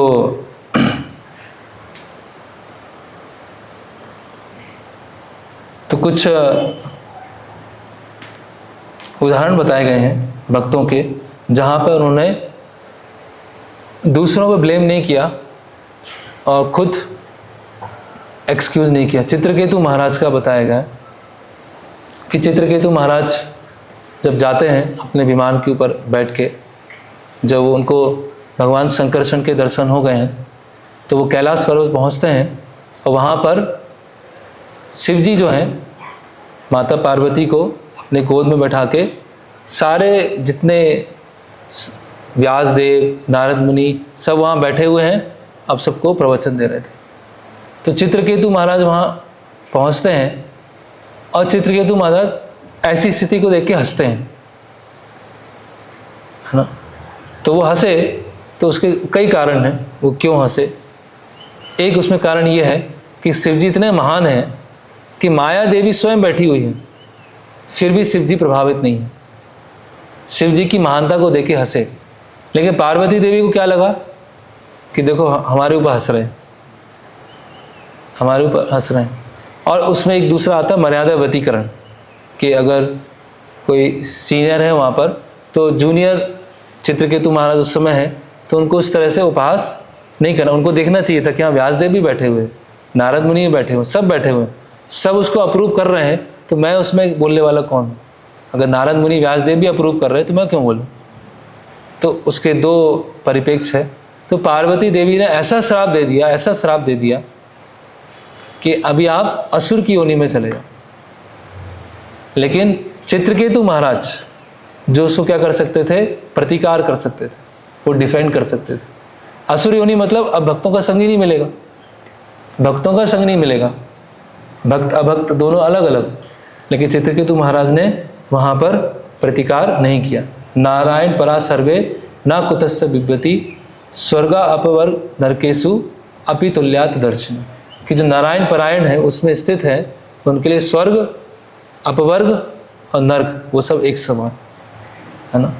तो परम पूज्य भक्ति विकास महाराज अपने एक प्रवचन में बताते हैं, फॉरगिवनेस, क्षमा के ऊपर एक लेक्चर है, उसमें बताते हैं कि चित्रकेतु महाराज पूरी तरह से कन्विंस थे कि बाहरी परिस्थिति मेरी भक्ति को कभी डिस्टर्ब नहीं कर सकती। ये चित्रकेतु महाराज इस साक्षात्कार में पूरी तरह से स्थित थे कि कुछ भी हो जाए, कैसी भी योनि में चला जाऊं, कुछ भी हो जाऊं, लेकिन मेरी भक्ति प्रभावित नहीं हो। इसीलिए उन्होंने क्या किया, पार्वती जी को उल्टा श्राप नहीं दिया, उसको सहन कर लिया। इतना उनका निष्ठा था भक्ति को लेकर, भगवान के ऊपर निर्भरता को लेकर। फिर हम देखते हैं परीक्षित महाराज। तो श्रृंगी बालक, 9 साल का बालक, तो अभी परीक्षित महाराज का क्या दोष था कि उन्होंने भूख प्यास था, मरा हुआ सांप लेके समीक ऋषि के गले में डाल दिया। तो श्रृंगी को बहुत ही अपमान बोध हो गया कि मेरे पिता के साथ ऐसे कैसे कर दिया। अब मैं बताता हूँ, ये जो राजा लोग हैं ब्राह्मणों के घर के बाहर कुत्ते के समान होते हैं ना। कुत्ता एक यज्ञ में जो घी है उसको थोड़ी ले सकता है। ये क्षत्रिय सर पे चढ़ रहे हैं, ऐसे वो श्रृंगी इस तरह से बात करते हैं, इतने अहंकार में, और बोलते हैं कि 7 दिन में मृत्यु हो जाए।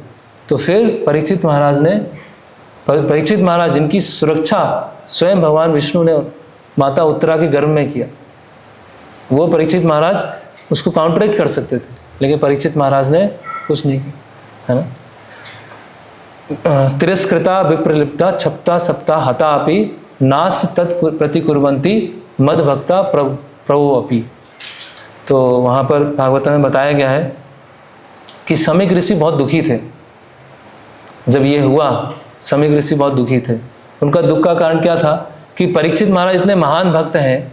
समीक ऋषि सोच रहे थे कि परीक्षित महाराज मेरे पुत्र को श्राप दे दें उल्टा, लेकिन ये देंगे नहीं। क्यों नहीं देंगे? क्योंकि इतने महान भक्त हैं कि इनके प्रति कुछ भी हो गया उसको चुपचाप सहन कर लें। तो वो समीक ऋषि की इसमें चिंता थी। फिर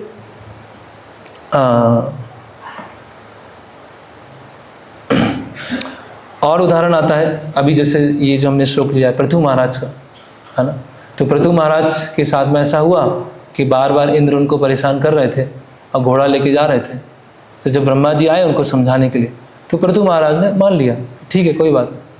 पृथु महाराज ने डिफेंड नहीं किया, अरे मेरी गलती तो है ही नहीं यहाँ पर, आप इंद्र को समझाओ, गलती इंद्र की है, समझा मुझे रहे हो आप, मैं तो अच्छे से यज्ञ कर रहा था, आपका आदेश है, अश्वमेध यज्ञ करना चाहिए। तो पृथु महाराज ने कुछ भी अपना बचाव नहीं किया। जो ब्रह्मा जी हैं, महाजन हैं, उनकी बात को पृथु महाराज ने सुन लिया। तो कितना महान गुण है ये। उसका उल्टा जो डिफेंड करने वाले दक्ष प्रजापति, है ना, कि दक्ष प्रजापति सभा में आते हैं और शिव जी खड़े नहीं होते हैं। फिर देखो अभी अब बताते हैं मैं आ रहा हूँ, यहाँ का यजमान हूँ, मैंने इतना बड़ा यज्ञ किया है, इतने सारे लोगों को मुझे बुलाया, इतने सारे लोगों को बुलाया गया और मेरा सम्मान नहीं हुआ, मेरा सम्मान नहीं हुआ। तो वो दक्ष प्रजापति कैसे बोलना चालू करते हैं कि देखिए मुझे आपसे कोई द्वेष नहीं है, लेकिन कुछ बताना चाहता हूँ।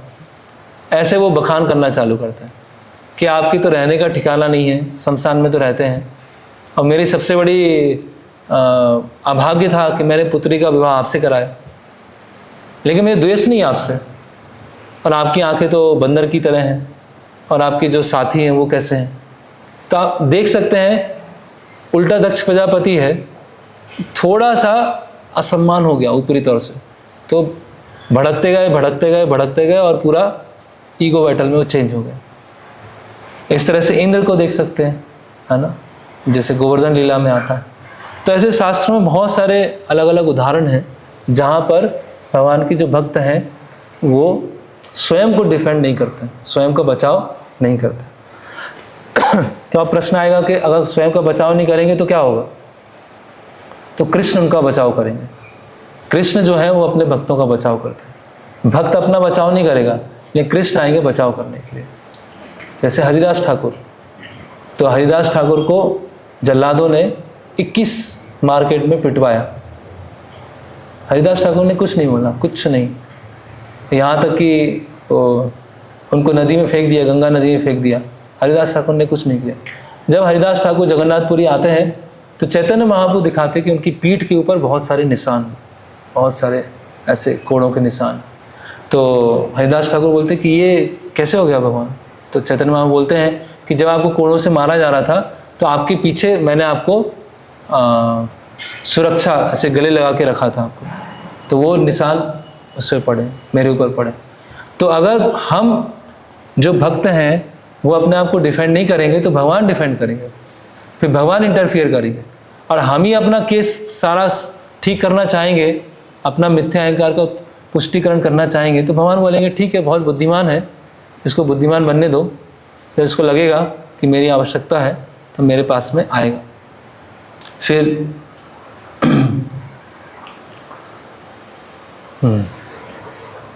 साक्षी गोपाल का वृत्तांत आता है कि भगवान उस युवा ब्राह्मण को उनके वचन का डिफेंड करने आते हैं। युवा ब्राह्मण को बहुत भरोसा है कि भगवान के सामने जो वचन दिया है स्वयं भगवान है, लेकिन जो वृद्ध ब्राह्मण है वो अपने परिजनों के उसमें आकर कुछ बोल नहीं पा रहे, तो साक्षी गोपाल स्वयं आए वहाँ पे साक्षी देने के लिए। और फिर हम देखते हैं वृंदावन में जाते हैं श्यामानंद प्रभु के बारे में। पहले उनका नाम था दुखी कृष्णदास, तो वो उनको एक सबने सुना है स्टोरी, वो एक नुपुर मिलता है और नुपुर पे ललिता सखी आती हैं, तो ललिता सखी उनको दुखी कृष्णदास को वहाँ ले जाती हैं, जो गोलोक वृंदावन वहाँ ले जाती हैं। वो राधा रानी बोलती हैं कि मेरी पायल है, आप मुझे दे दीजिए, तो श्याम वो दुखी कृष्णदास दे देते हैं, और राधा रानी क्या करती है उनके माथे पर नया तिलक बनाती। तो जब उनके गुरु को पता चलता है कि इसने अपना नाम चेंज करा लिया, तिलक चेंज करा दिया, तो इसको अभी मैं छोड़ूंगा नहीं, इतना गुस्से में आ जाते हैं हृदय चैतन्य दास। और हृदय चैतन्य दास बंगाल से वृंदावन आते हैं, बोलते हैं इसकी इतनी हिम्मत हुई कि इसने अपना नाम चेंज कर लिया, तिलक चेंज कर लिया, गुरु के प्रति इतना अपराध किया। उन्होंने कुछ नहीं बोला, श्यामानंद प्रभु ने कुछ नहीं बोला कि मेरे ऊपर राधा रानी की कृपा हुई थी। और वो क्या करते हैं, कपड़ा लेते हैं और दुखी कृष्णदास के माथे पर रगड़ना चालू करते हैं, रगड़ते आते हैं, रगड़ते आते हैं, रगड़ते आते हैं, और जहाँ वो तिलक था उससे खून निकलने लगता है, लेकिन वो तिलक नहीं मिटता है। तो फिर स्वयं राधा रानी हृदय चैतन्य दास के स्वप्न में आती है कि ये तिलक मैंने लगाया था। तो स्वयं भगवान डिफेंड करने आ रहे हैं, राधा रानी डिफेंड करने आ रहे हैं, अपने भक्तों का बचाव करने आ रहे हैं। श्यामानंद प्रभु नहीं बोला अरे मुझे तो राधा रानी की कृपा मिल गई, मैं तो गुरु से ही महान हो गया, राधा रानी ने मुझे तिलक लगाया। तो इस तरह से ये कुछ इसका निष्कर्ष ये है कि हम ये दूसरों को ब्लेम करना, स्वयं के लिए बहाना बनाना, इस बैटल में ना फंसे उतना अच्छा है। सहन करें, चीज़ों को सुलझाने का प्रयास करें जितना हमारे लिमिट है, हमारे लिमिट के बाहर चीज़ें नहीं सुलझ रही हैं तो कोई बात नहीं, उसको हम सहन करेंगे, क्योंकि अल्टीमेटली कौन सही है कौन गलत है और मृत्यु के समय वो इतना मैटर नहीं करेगा। मृत्यु के समय क्या मैटर करेगा कि हमने सेवा सही भावना से किया कि नहीं किया, भगवान के प्रति, हरि गुरु वैष्णव के प्रति आसक्ति डेवलप हुई है या नहीं हुई है। तो इसके लिए क्या चाहिए? इसके लिए ईमानदारी से अंतःकरण में देखना पड़ेगा, ऑनेस्ट इंट्रोस्पेक्शन चाहिए कि मैं अपने अंदर झांकूं, अपने हृदय के अंदर झांकूं, क्या मैं सेवा करना चाहता हूँ या अपने आप को सही साबित करना चाहता हूँ। सेवा कर रहे हैं, बढ़िया। तो इस तरह से हम सतर्क रहें कि ये कहीं ना, ये मिथ्या अहंकार ऐसा है, किसी भी छोटा सा दरवाज़ा मिलेगा वहाँ से इंटर हो जाएगा, खिड़की की थोड़ा सा कुछ होगा वहाँ से वो इंटर हो जाएगा और सबको वो पॉलिट पूरा कर देगा। इसके लिए हमें नियमित रूप से भक्तों का संग, और ऐसे भक्तों का संग जो हमको बता सकें और जिनकी हम सुन सकें, जो हमें, हम जिन पे विश्वास कर सकें, जो हमारी बातों को कॉन्फिडेंशियल गुही रखें, है ना, हमारे हितकारी हों, ऐसे भक्तों का संग, ऐसे सीनियर्स का संग चाहिए जो हमें पहचान के कि ये आप ठीक नहीं कर रहे हैं, मिथ्या अहंकार है, वो हमको समझा सकें। तो इस तरह से हम निकल सकते हैं। तो हालांकि आज ये सेमिनार पूरा हुआ, और भी बहुत सारे इसमें टॉपिक्स हैं, सहनशीलता, विनम्रता, जप करते समय क्या ध्यान रखना है, और तो इसमें कभी आगे समय मिलेगा। ऑफेंडेड हो जाते हैं हम, दूसरों को ऑफेंड कर देते हैं, और कैसे बुढ़ापा का समय हमें और विनम्र बना देता है, चैंटिंग कैसे करना है, भक्तों को ग्लोरीफाई करना है, शब्दों से नहीं तो उनकी सेवा करके ग्लोरीफाई करना है। तो इस तरह से बहुत सारे विषय हैं जिससे हम ये जो हमारा जो जीवन साथी है, जो सृष्टि से हमारा जीवन साथी हमारे साथ में चल रहा है, फॉल्स ईगो, उससे हम मुक्त हो पाएंगे। हरे कृष्णा कृष्णा कृष्णा हरे हरे, हरे राम राम राम हरे हरे। किन्हीं का कोई प्रश्न? यस, श्याम को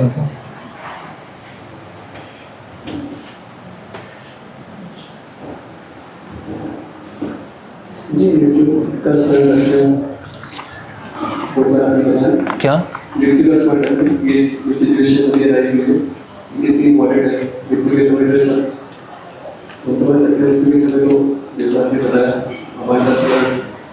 तो फिर ये पॉइंट था कि जहाँ तक हम सुधार सकें, तो ये तो फिर वीकनेस है, सुधारने का मतलब भी करना है, लेकिन समय वैसा इम्पोर्टेंट है, तो इसका मोटिवेशन वहाँ से मिलेगा चीज़ों को सुधारने।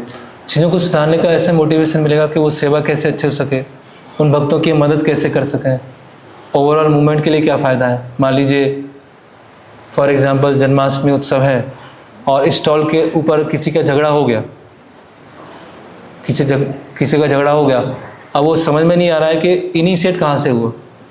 हमने उसको क्यों हम सुधारने का प्रयास कर रहे हैं, जिससे आगे अगले वर्ष में ऐसा ना हो, इसीलिए कर रहे हैं क्योंकि भक्त प्रसन्न होकर अच्छे से सेवा कर सके। तो वो तो हमारी ये प्रवृत्ति नहीं है कि मैं अपने आप को सही साबित करूं, हमारी प्रवृत्ति ये है कि उत्सव और अच्छे से कैसा हो, ये बाकी भक्त प्रसन्न होकर अच्छे से सेवा कैसे करते रहे। लेकिन हमने प्रयास किया, प्रयास करने के बाद ऐसी स्थिति बन नहीं है, ठीक, कोई बात नहीं, ऐसा नहीं कि अरे मैं तो गलत साबित हो गया यहाँ पर, ये बताने का उद्देश्य है। उसके ऊपर कुछ चीज़ें दैव से होंगी और दैव से होने के कारण हम उसको पूरी तरह से समझ नहीं पाएंगे कि कौन सही था कौन गलत था। इसके लिए हमें फिर गुरु की भी आवश्यकता होगी, कभी कुछ ऐसे घटना होंगे।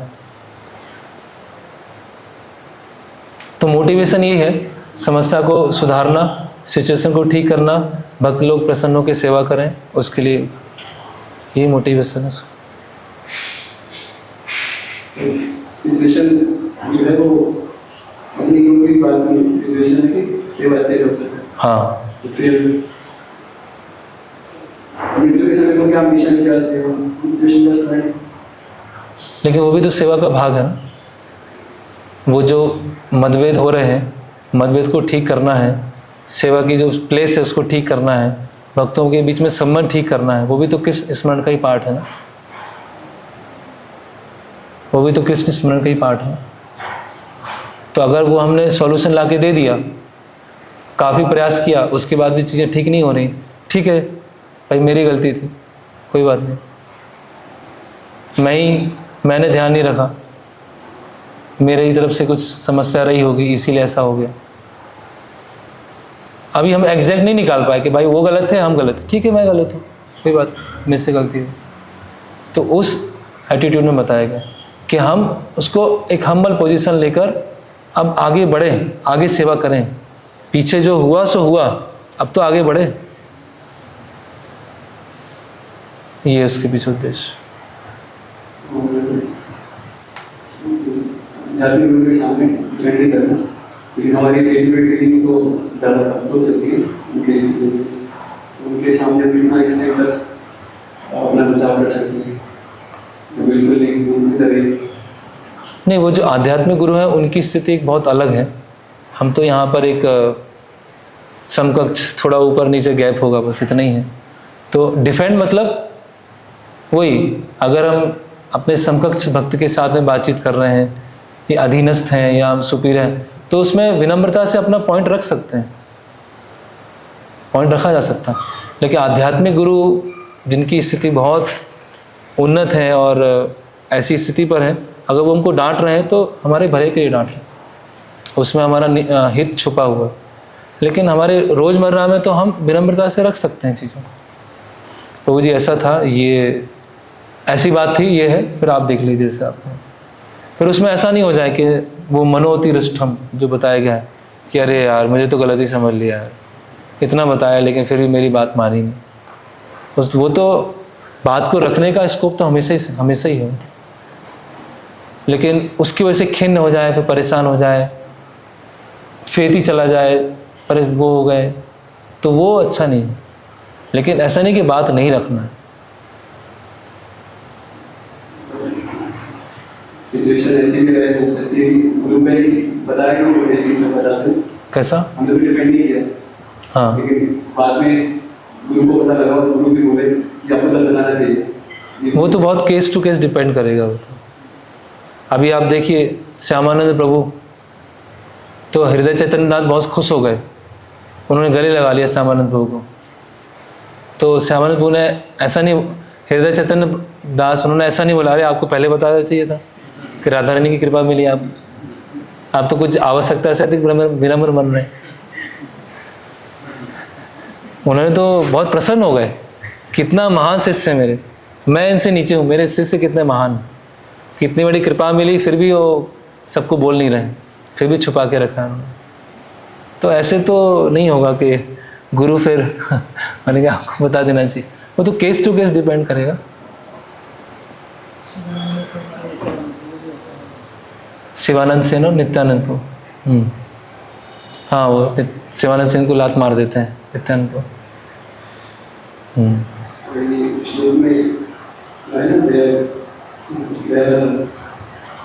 देवी कानून से नागा जी बता रहे थे महाराज, पर दूसरा देख ही रहा था ना, इधर चुरा रहे बोला, हाँ तो जैसा नहीं चांसी की कॉलेज नहीं हो रहे, हाँ, फिर ऐसा वो ब्रह्मा जी समझा रहे हैं उनको कि ठीक है इंद्र गलती कर रहे हैं, अभी हमें इसी जीवन का पता है, हो सकता है पिछले जीवन में हम जो किया उस समय दंड नहीं मिला, उसका दंड आज मिल रहा है जिसमें हमारी गलती नहीं है, दैवी कारण है, पता नहीं क्या है।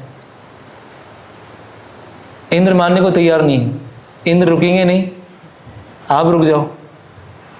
ये तो जहाँ हम दैवी से मतलब हम ये नहीं होते कि फिर आलसी हो जाते हैं कि चलो ये दैवी कारण, ठीक है आपने प्रयास किया ना, इतनी बार घोड़ा लेके आ गए, बार बार लेके आए, इंद्र बार बार कर रहा है, लेकिन अल्टीमेटली आपसे हम अधिक प्रसन्न हैं। भगवान नारायण आते हैं, बोलते हैं पृथु महाराज मैं आपसे अधिक प्रसन्न। तो ईगो बैटल हुआ तो पृथु महाराज उसमें एक तरह से जीत गए, लेकिन इंद्र सोच रहे मैं जीता, देखो मैंने रुकवा दिया, मैंने जो 100 जो सेक्रीफाइस था उसको रुकवा दिया, लेकिन प्रसन्न किससे हुआ? हाँ हाँ, तो इंद्र नहीं समझ पा रहे ना, वो इंद्र नहीं समझ पा रहे, पृथु महाराज तो समझ गए। इसलिए तो ब्रह्मा जी बोल रहे हैं कि आप मेरी प्रसन्नता के लिए कर रहे हैं ना भाई। इंद्र चलो उसमें ईगो है, कम से कम स्वर्ग को संभाल रहा है ना, मेरी सृष्टि को तो देख रहा है ना, इतना तो देखो।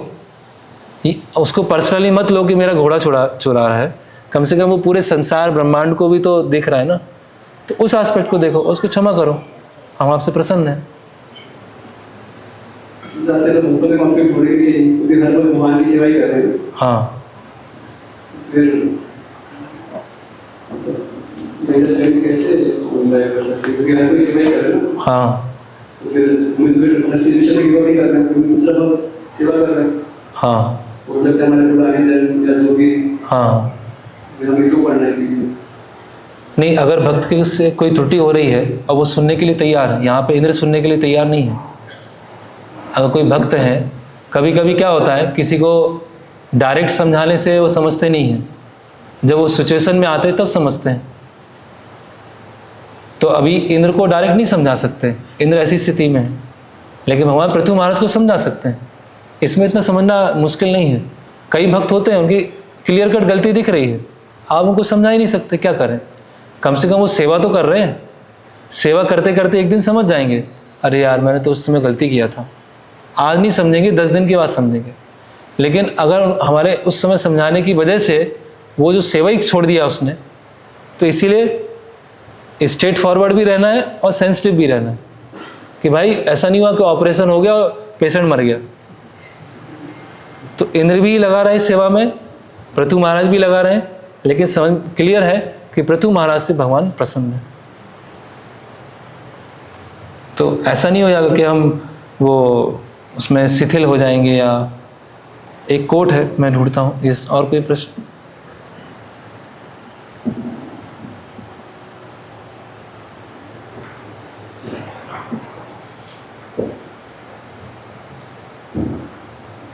अभी कुछ समय पहले मैं रवि कन्वर्सेशन जो बातें सुन रहा हूँ, तो उसमें कुछ जगह पे श्री प्रभुपाद जी भक्तों को इस प्रकार नीति शास्त्र से इंस्ट्रक्शन देते हैं। तो उसमें प्रभुपाद जी अलग अलग जगह जो इंसिडेंट्स होते हैं मुंबई में और सब जगह, तो प्रभुपाद जी बोलते हैं कि हमें उस परिस्थिति में नीति शास्त्र के अनुसार कार्य करना चाहिए। तो प्रभुपाद जी बोलते हैं टीट फॉर टैट, सठी शठ माचरे, इस तरह का व्यवहार बोलते हैं कि वो रखना चाहिए। तो इस परिप्रेक्ष्य में तो वो जो जहाँ तक मैं समझा हूँ कि मुंबई का जो केस चल रहा था और मिस्टर नायर चीट करने का प्रयास कर रहे थे, तो उसमें क्या होता है कि भगवान का लक्ष्मी है, लक्ष्मी भी ले लिया और प्रॉपर्टी भी नहीं दिया। तो उस समय ऐसा नहीं होगा अरे भगवान तो लक्ष्मीपति हैं, लक्ष्मी का नुकसान हुआ, भगवान तो लक्ष्मीपति, इतनी लक्ष्मी है, लक्ष्मी शास्त्र सतसम्र, तो लक्ष्मी का नुकसान हो गया तो कोई बात नहीं। तो कहाँ डिफेंड करना है, भगवान की प्रॉपर्टी नष्ट हो रही है, भगवान के लिए कोई अपमानजनक बोलना है, भक्तों के लिए अपमानजनक बोलना है, प्रभुपाद जी के लिए बोला, प्रभुपाद जी के मूवमेंट को गलत तरह से रिप्रेजेंट करने का प्रयास करें, वहाँ हमको पूरा डिफेंड करना है। यहाँ बात हो रही पर्सनल लेवल पर। तो अगर कोई वहाँ पर वो टिट फॉर टैट आता है कि मिस्टर नायर ने क्या किया, धोखाधड़ी करने का प्रयास किया कि ये वेस्टर्नर हैं, इनको भारत का सिस्टम पता नहीं है, तो पैसे भी ले लेंगे और प्रॉपर्टी भी नहीं देंगे। तो प्रभुपाद ने कहा छोड़ेंगे नहीं इनको।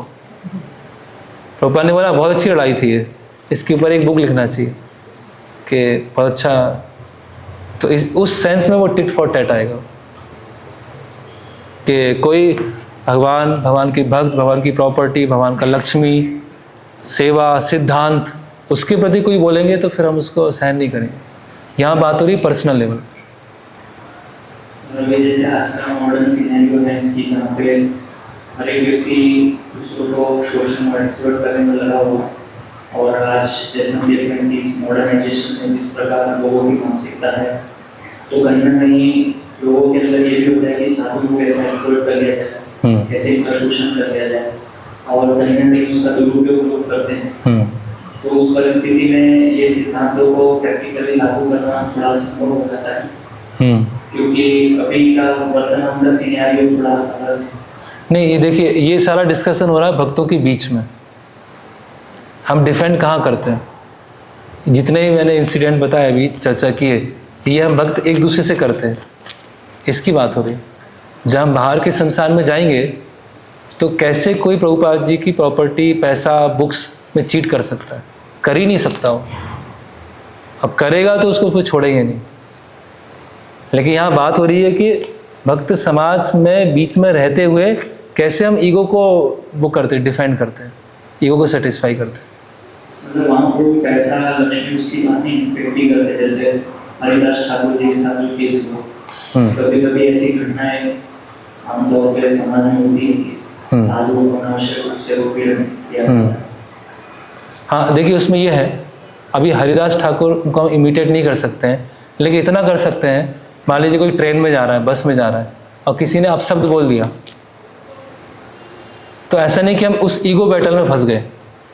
ठीक है, लोग बोलते रहते हैं, कुत्ते भौंकते रहते हैं, हाथी चलता रहता है, तो उसका हमें स्पिरिट को समझना है।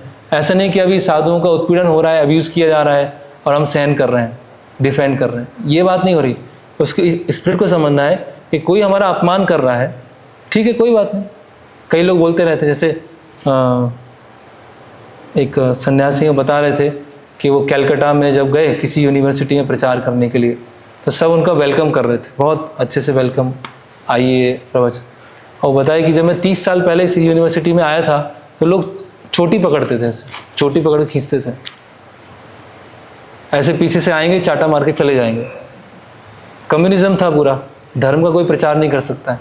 लेकिन भक्तों ने सहन कर करके और लोगों से वहाँ मिलकर एक ऐसी स्थिति बनाई है कि प्रचार के लिए वहाँ रास्ता खुल गया।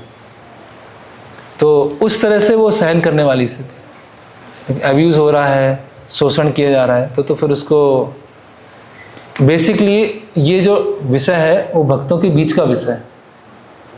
कम से कम इस चीज़ को तो हम स्वीकार करें कि हम इस ईगो बैटल में ना फंसे।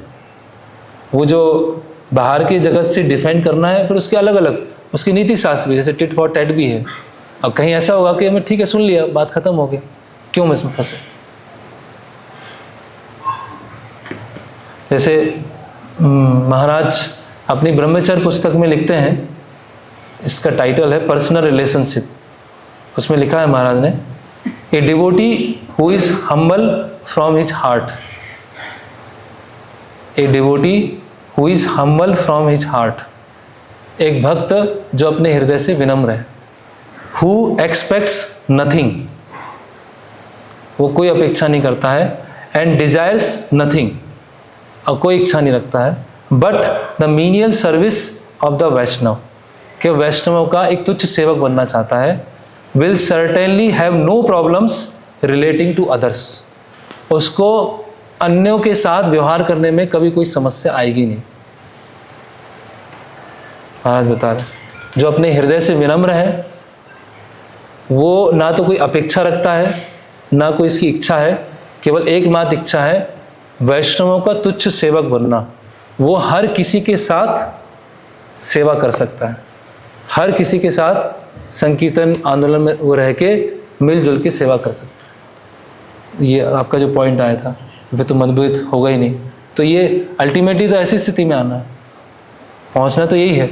लेकिन फिर प्रभुपाद समझाते हैं कि उच्च अवस्था भी मतभेद होते हैं। जैसे गोलोक वृंदावन में मतभेद है, दो पार्टियां हैं, एक पार्टी है, वो दूसरी पार्टी है। तर पुष्प होगा tit for tat Bharatiya Samaj में, भक्तों के समाज में हम बन जाते हैं, लेकिन भक्ति समाज में भी अल्टीमेट मोदी सारे लोग होंगे ना, सब शुद्ध भक्त है नहीं, हम सब के साथ का। तो उस समय भी देखा जाएगा कौन भक्त है वो। लेकिन कोई भी प्रिंसिपल होता है, उसमें ब्लैक एंड वाइट नहीं होता। अब भक्तों के बीच में कोई भक्तों के वेश में है लेकिन गलत कार्य कर रहे हैं, तो कैसे वो, उसको तो ठीक करना पड़ेगा ना। तो कहाँ वो टिट फॉर टैट लगेगा, कहाँ हमें डिफेंड करना है, कहाँ डिफेंड नहीं करना है, उसको हम, क्योंकि व्यवहारिक चीज़ें इतनी आसान नहीं होती हैं, इतनी सरल नहीं होती कि उस प्रिंसिपल को जनरलाइज कर लिया जाए। लेकिन कम से कम इतना तो हम समझें कि हमें ईगो बैटल में नहीं फंसना है। और कोई ऐसा एक्सट्रीम केस आ गया, अभी कोई, जैसे महाराज अपने प्रवचन में बताते हैं कि कोई मंदिर था, वहाँ पर डीटी किचन में मीट पका रहे थे, डीटी किचन में मीट पक रहा है, तो क्या हम नहीं, हम तो सहन करना, डिफेंड नहीं करेंगे। जैसे पॉइंट आया कि आतताई होते हैं 6 तरह के, उनको तुरंत सजा मिलना चाहिए। तो आतताई थोड़ी रोज़ आ रहे हैं कि रोज़ मुझे कुछ चक्कू लेके मारने आ गया या कोई मेरी संपत्ति लेके आ रहा है। तो धर्मशास्त्र में वो भी नियम है कि अगर कोई 4 नियमों को तोड़ रहा है तो कोई आतताई है तो उस समय डिफेंड करना है अपने आप को, उसकी सज़ा मिलनी चाहिए, जो भी दोषी है उसको सज़ा मिलना चाहिए। तो एक जनरल प्रिंसिपल ये है कि व्यक्ति सहन करता है, जैसे इस श्लोक में बताया कि रुष्ट नहीं होता है। लेकिन सामान्य हम क्या वो आतताई का प्रिंसिपल सोचेंगे, ये तो रोज़ ही आ रहा है मेरे सामने, रोज़ ही सारे आतताई भरे हुए यहाँ पर, तो क्या मैं क्या करूँ। तो एक जनरल प्रिंसिपल है और एक केस टू केस फिर में देखना पड़ेगा।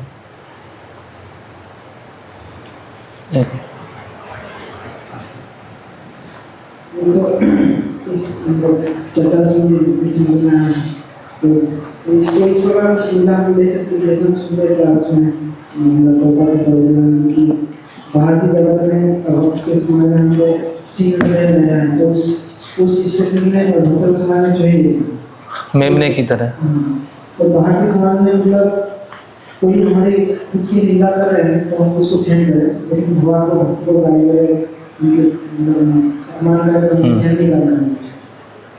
ये प्रभुपाद बोले हैं कि भक्तों के समाज में मेमने की तरह और बाहर शेर की तरह। भक्तों के समाज में हम शेर बन जाते हैं और बाहर जाके मेमना बन जाते हैं। बाहर इतना ऐसे झुक जाते हैं, कोई कुछ ही बोल रहा है उसके सामने झुक गए, और यहाँ भक्तों ने थोड़ा बोल दिया और फिर देखो इसको छोड़ेगी नहीं। तो वही प्रिंसिपल है। यस, ये पूरा बेसिकली बात ये चल रहा है कि कैसे हमें अपने मिथ्या अहंकार को सही अहंकार में बदलना है, और वो विशेषकर प्रॉब्लम भक्त समुदाय में कहाँ पर आती है। यस, इसमें सवाल कि कई बार ये सोचना कि बस मैं भी टॉलरेट करता हूँ, मुझसे ज़्यादा कोई टॉलरेट यहाँ करता नहीं है, और आप लोग बार बार मुझे ही बोलते रहते हैं। हाँ, तो ये मिथ्या अहंकार की बात। देखिए मिथ्या अहंकार इतना सूक्ष्म है। प्रभुपाद जी से किसी ने बोला, प्रभुपाद मैं सबसे विनम्र हूँ, I am the most humble. Prabhupada आप सबसे अधिक कुछ भी नहीं हो, सबसे अधिक सहन करने वाले कृष्ण हैं, सबसे अधिक विनम्र कृष्ण है, जो भी सबसे अधिक है वो कृष्ण है। सबसे सहन, हमें सहन कर ही रहे ना जन्मों जन्मों से, इतना सहन कर रहे हैं भगवान। सबसे अधिक विनम्र है, सहन करते हुए भी कुछ नहीं बोल रहे हैं। तो मुझे प्रश्न क्या था कि मैं ही सबसे अधिक सहनशील हूँ। वही मिथ्या अहंकार इतना ऐसा इंटर करता है, वो ऐसा इंटर करेगा।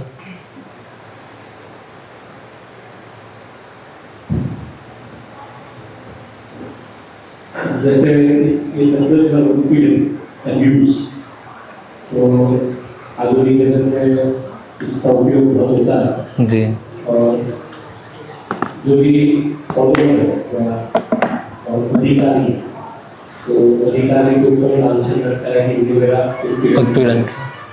तो पत्नी बोलती है पति ने मेरा उत्पीड़न किया, बच्चे बोलते हैं कि माता पिता ने मेरा उत्पीड़न किया, या जो लोग बोलते हैं के बोलते हैं कि जो नेता है उसने मेरा उत्पीड़न किया।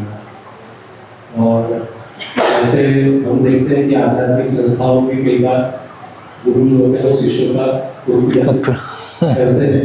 और बहुत बड़ा केस हमारे यहाँ भी वो बताया जाता है कि जी, जो उत्पीड़न की घटना को सूचित की गई बयान किया, तो कहीं ना कहीं सबको भी उस वस्तु की जानकारी रखते। हाँ, एक संस्कृति है कि अगर हमारे भविष्य है तो हम प्रतिकार नहीं करेंगे, लेकिन कहीं ना कहीं कुछ एक गाइडलाइन भी जी, इससे अधिक अगर कुछ हो रहा है तो उसको सूचित किया जाए या डिफेंड किया जाए, डिफेंड। जी, तो ये भी समझना जरूरी है। यस, मेरी व्यक्तिगत मंतव्य है। यस। हाँ, कुछ ऐसे केस होंगे कि जैसे कि अभी चाइल्ड अब्यूज़ है, ऐसे कई सेंसिटिव चीज़ें हैं। अगर वो हो रहा है तो वो तो ऐसा नहीं कि उसको सहन करना है या उसका अंदर बचा के रखना है। कुछ चीज़ें ऐसी होंगी, जैसे महाराज का जो लेक्चर है फॉरगिवनेस के ऊपर, 4 लेक्चर हैं, सुन सकते हैं भक्त लोग। तो महाराज उसमें बताया कि कैसे भक्त का गुण होता है क्षमाशील। लेकिन कभी कभी जो मैनेजर होते हैं या किंग होते हैं उनको दंड भी देना पड़ता है, कैपिटल पनिशमेंट भी होती है कि किसी को फांसी देना पड़ा, किसी के हाथ कटवाने पड़े, तो वहाँ क्षमा नहीं किया। अगर किसी के हाथ कटवाए या फांसी की सज़ा दिया तो वो उसके लिए सही था। तो इन जनरल प्रिंसिपल है कि क्षमाशील होना है, दूसरे को क्षमा कर देना है। लेकिन कुछ ऐसे क्राइम होंगे जहाँ पर उनको सज़ा देना ही उनके लिए क्षमा है। अगर उनको क्षमा नहीं किया तो अगर किसी ने चोरी किया और उसके हाथ नहीं काटे तो बाकी चोरों को बढ़ावा मिलेगा कि देखो कुछ नहीं हुआ, चोरी किया और ऐसे छोड़ दिया, हम भी चोरी करेंगे। तो महाराज वहाँ बताते हैं कि जो एग्जीक्यूटिव हेड्स हैं, मैनेजर हैं, किंग्स हैं, उनको कभी कभी दंड भी देना पड़ता है, और वो दंड देना उनके लिए एक तरह से अधिक श्रेयस्कर है बजाय उनको क्षमा करना। तो वही प्रभु जी का पॉइंट है कि कहीं ना कहीं तो लाइन खींचनी पड़ेगी, जहाँ कुछ चीज़ों पर वो फिर वो डिफेंड नहीं होगा, वहाँ तो फिर हमें को बताना पड़ेगा, डिफेंड करना पड़ेगा। यही पॉइंट था वो। वेणु बिलासपुर।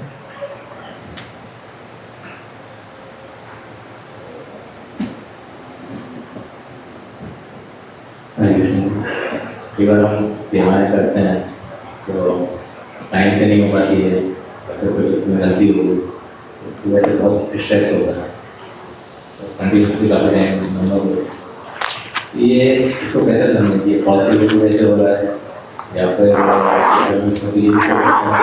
भगवान की इच्छा दिया नहीं होना है, तो किस तरीके का? तो स्ट्रेस हो रहा है तो अच्छा है, वो तो अच्छा स्ट्रेस है वो। नहीं, स्ट्रेस हो रहा है तो उसको ठीक करने का प्रयास करेंगे, वो प्यूरीफाइंग है, वो स्पिरिचुअल एंजाइटी है कि जो हमें सेवा मिली है उसको अगर हम नहीं कर पा रहे हैं और हमें इच्छा है, उसकी उत्सुकता आतुरता है, तो वो एंजाइटी तो हमें शुद्ध करेगी। अरे मैं ये कर नहीं पाया, पता नहीं मेरा नाम खराब तो नहीं हो जाएगा, वैसे मेरे को बोलेंगे, वो भावना है तो फिर अलग तरह का स्ट्रेस आएगा। लेकिन ये भावना है कि इतना अच्छा फेस्टिवल करना है और मुझसे नहीं हो पा रही चीज़ें, और ये कैसे होगा, टाइम पे होगा नहीं होगा, तो वो तो स्ट्रेस बहुत अच्छा स्ट्रेस है। क्या कुरुक्षेत्र के युद्ध स्थल में सब शांति से युद्ध कर रहे हैं, वहाँ पे अर्जुन खड़े हुए हैं एकदम स्ट्रेस फ्री होकर बाण चला रहे हैं जयद्रथ के ऊपर, है ना। जयद्रथ ने प्लानिंग करके अभिमन्यु को मरवा दिया, तो अर्जुन ने क्या बोला कि अगले दिन का सूर्यास्त होने से पहले जयद्रथ को मार दूंगा, नहीं तो खुद अग्नि समाधि ले लूँगा। तो अर्जुन तो आराम से घूम रहे हैं, स्ट्रेस फ्री, कोई दिक्कत नहीं, भगवान आपकी इच्छा होगी तो जयद्रथ मरेगा, नहीं तो कोई नहीं। कितना स्ट्रेस होगा अर्जुन के ऊपर, मैंने प्रतिज्ञा ली है। तो जितने योद्धा हैं, भीम है, युधिष्ठिर महाराज है, सबको बहुत स्ट्रेस है। वो स्ट्रेस कैसा है? भगवान हमें माध्यम बनाकर स्थापित करना चाहते हैं, तो भगवान के हम निमित्त कैसे बने, भगवान के लिए सेवा कैसे करें, तो स्ट्रेस होना तो अच्छा है। दूसरा हमसे लेकर कोई मिस्टेक होती है, प्रयास किया था जीतने का, काफ़ी सारे लोग आके यही क्वेश्चन पूछ रहे हैं और वो डिटेल में बताएंगे तो बहुत टाइम लगेगा, वो समझाना पड़ेगा, तो उतना डिपेंड करते हो एक बंदा कुछ कारण नहीं दिखती है तो जितनी सिचुएशन में चलो तो कैसे होगा, वो तो परिस्थिति पे निर्भर करेगा। मान लो फेस्टिवल है, बड़ा है, बोले ठीक है बाद में बात करेंगे, बाद में बता दूंगा। वो तो ऐसा उसको कोई ब्लैक एंड वाइट आंसर नहीं है, वो तो कौन पूछ रहे हैं क्या है। ओके, हरे कृष्णा कृष्णा कृष्णा हरे हरे, हरे राम राम राम हरे हरे। ये 4 दिन के सेमिनार के बाद मेरा तो मिथ्या अहंकार बहुत बढ़ चुका है तो आप सभी प्रार्थना कीजिए कि मिथ्या अहंकार खत्म हो, प्यूरिफाई हो। हरे कृष्णा। श्रील प्रभुपाद की जय, श्रीमद् भागवतम की जय।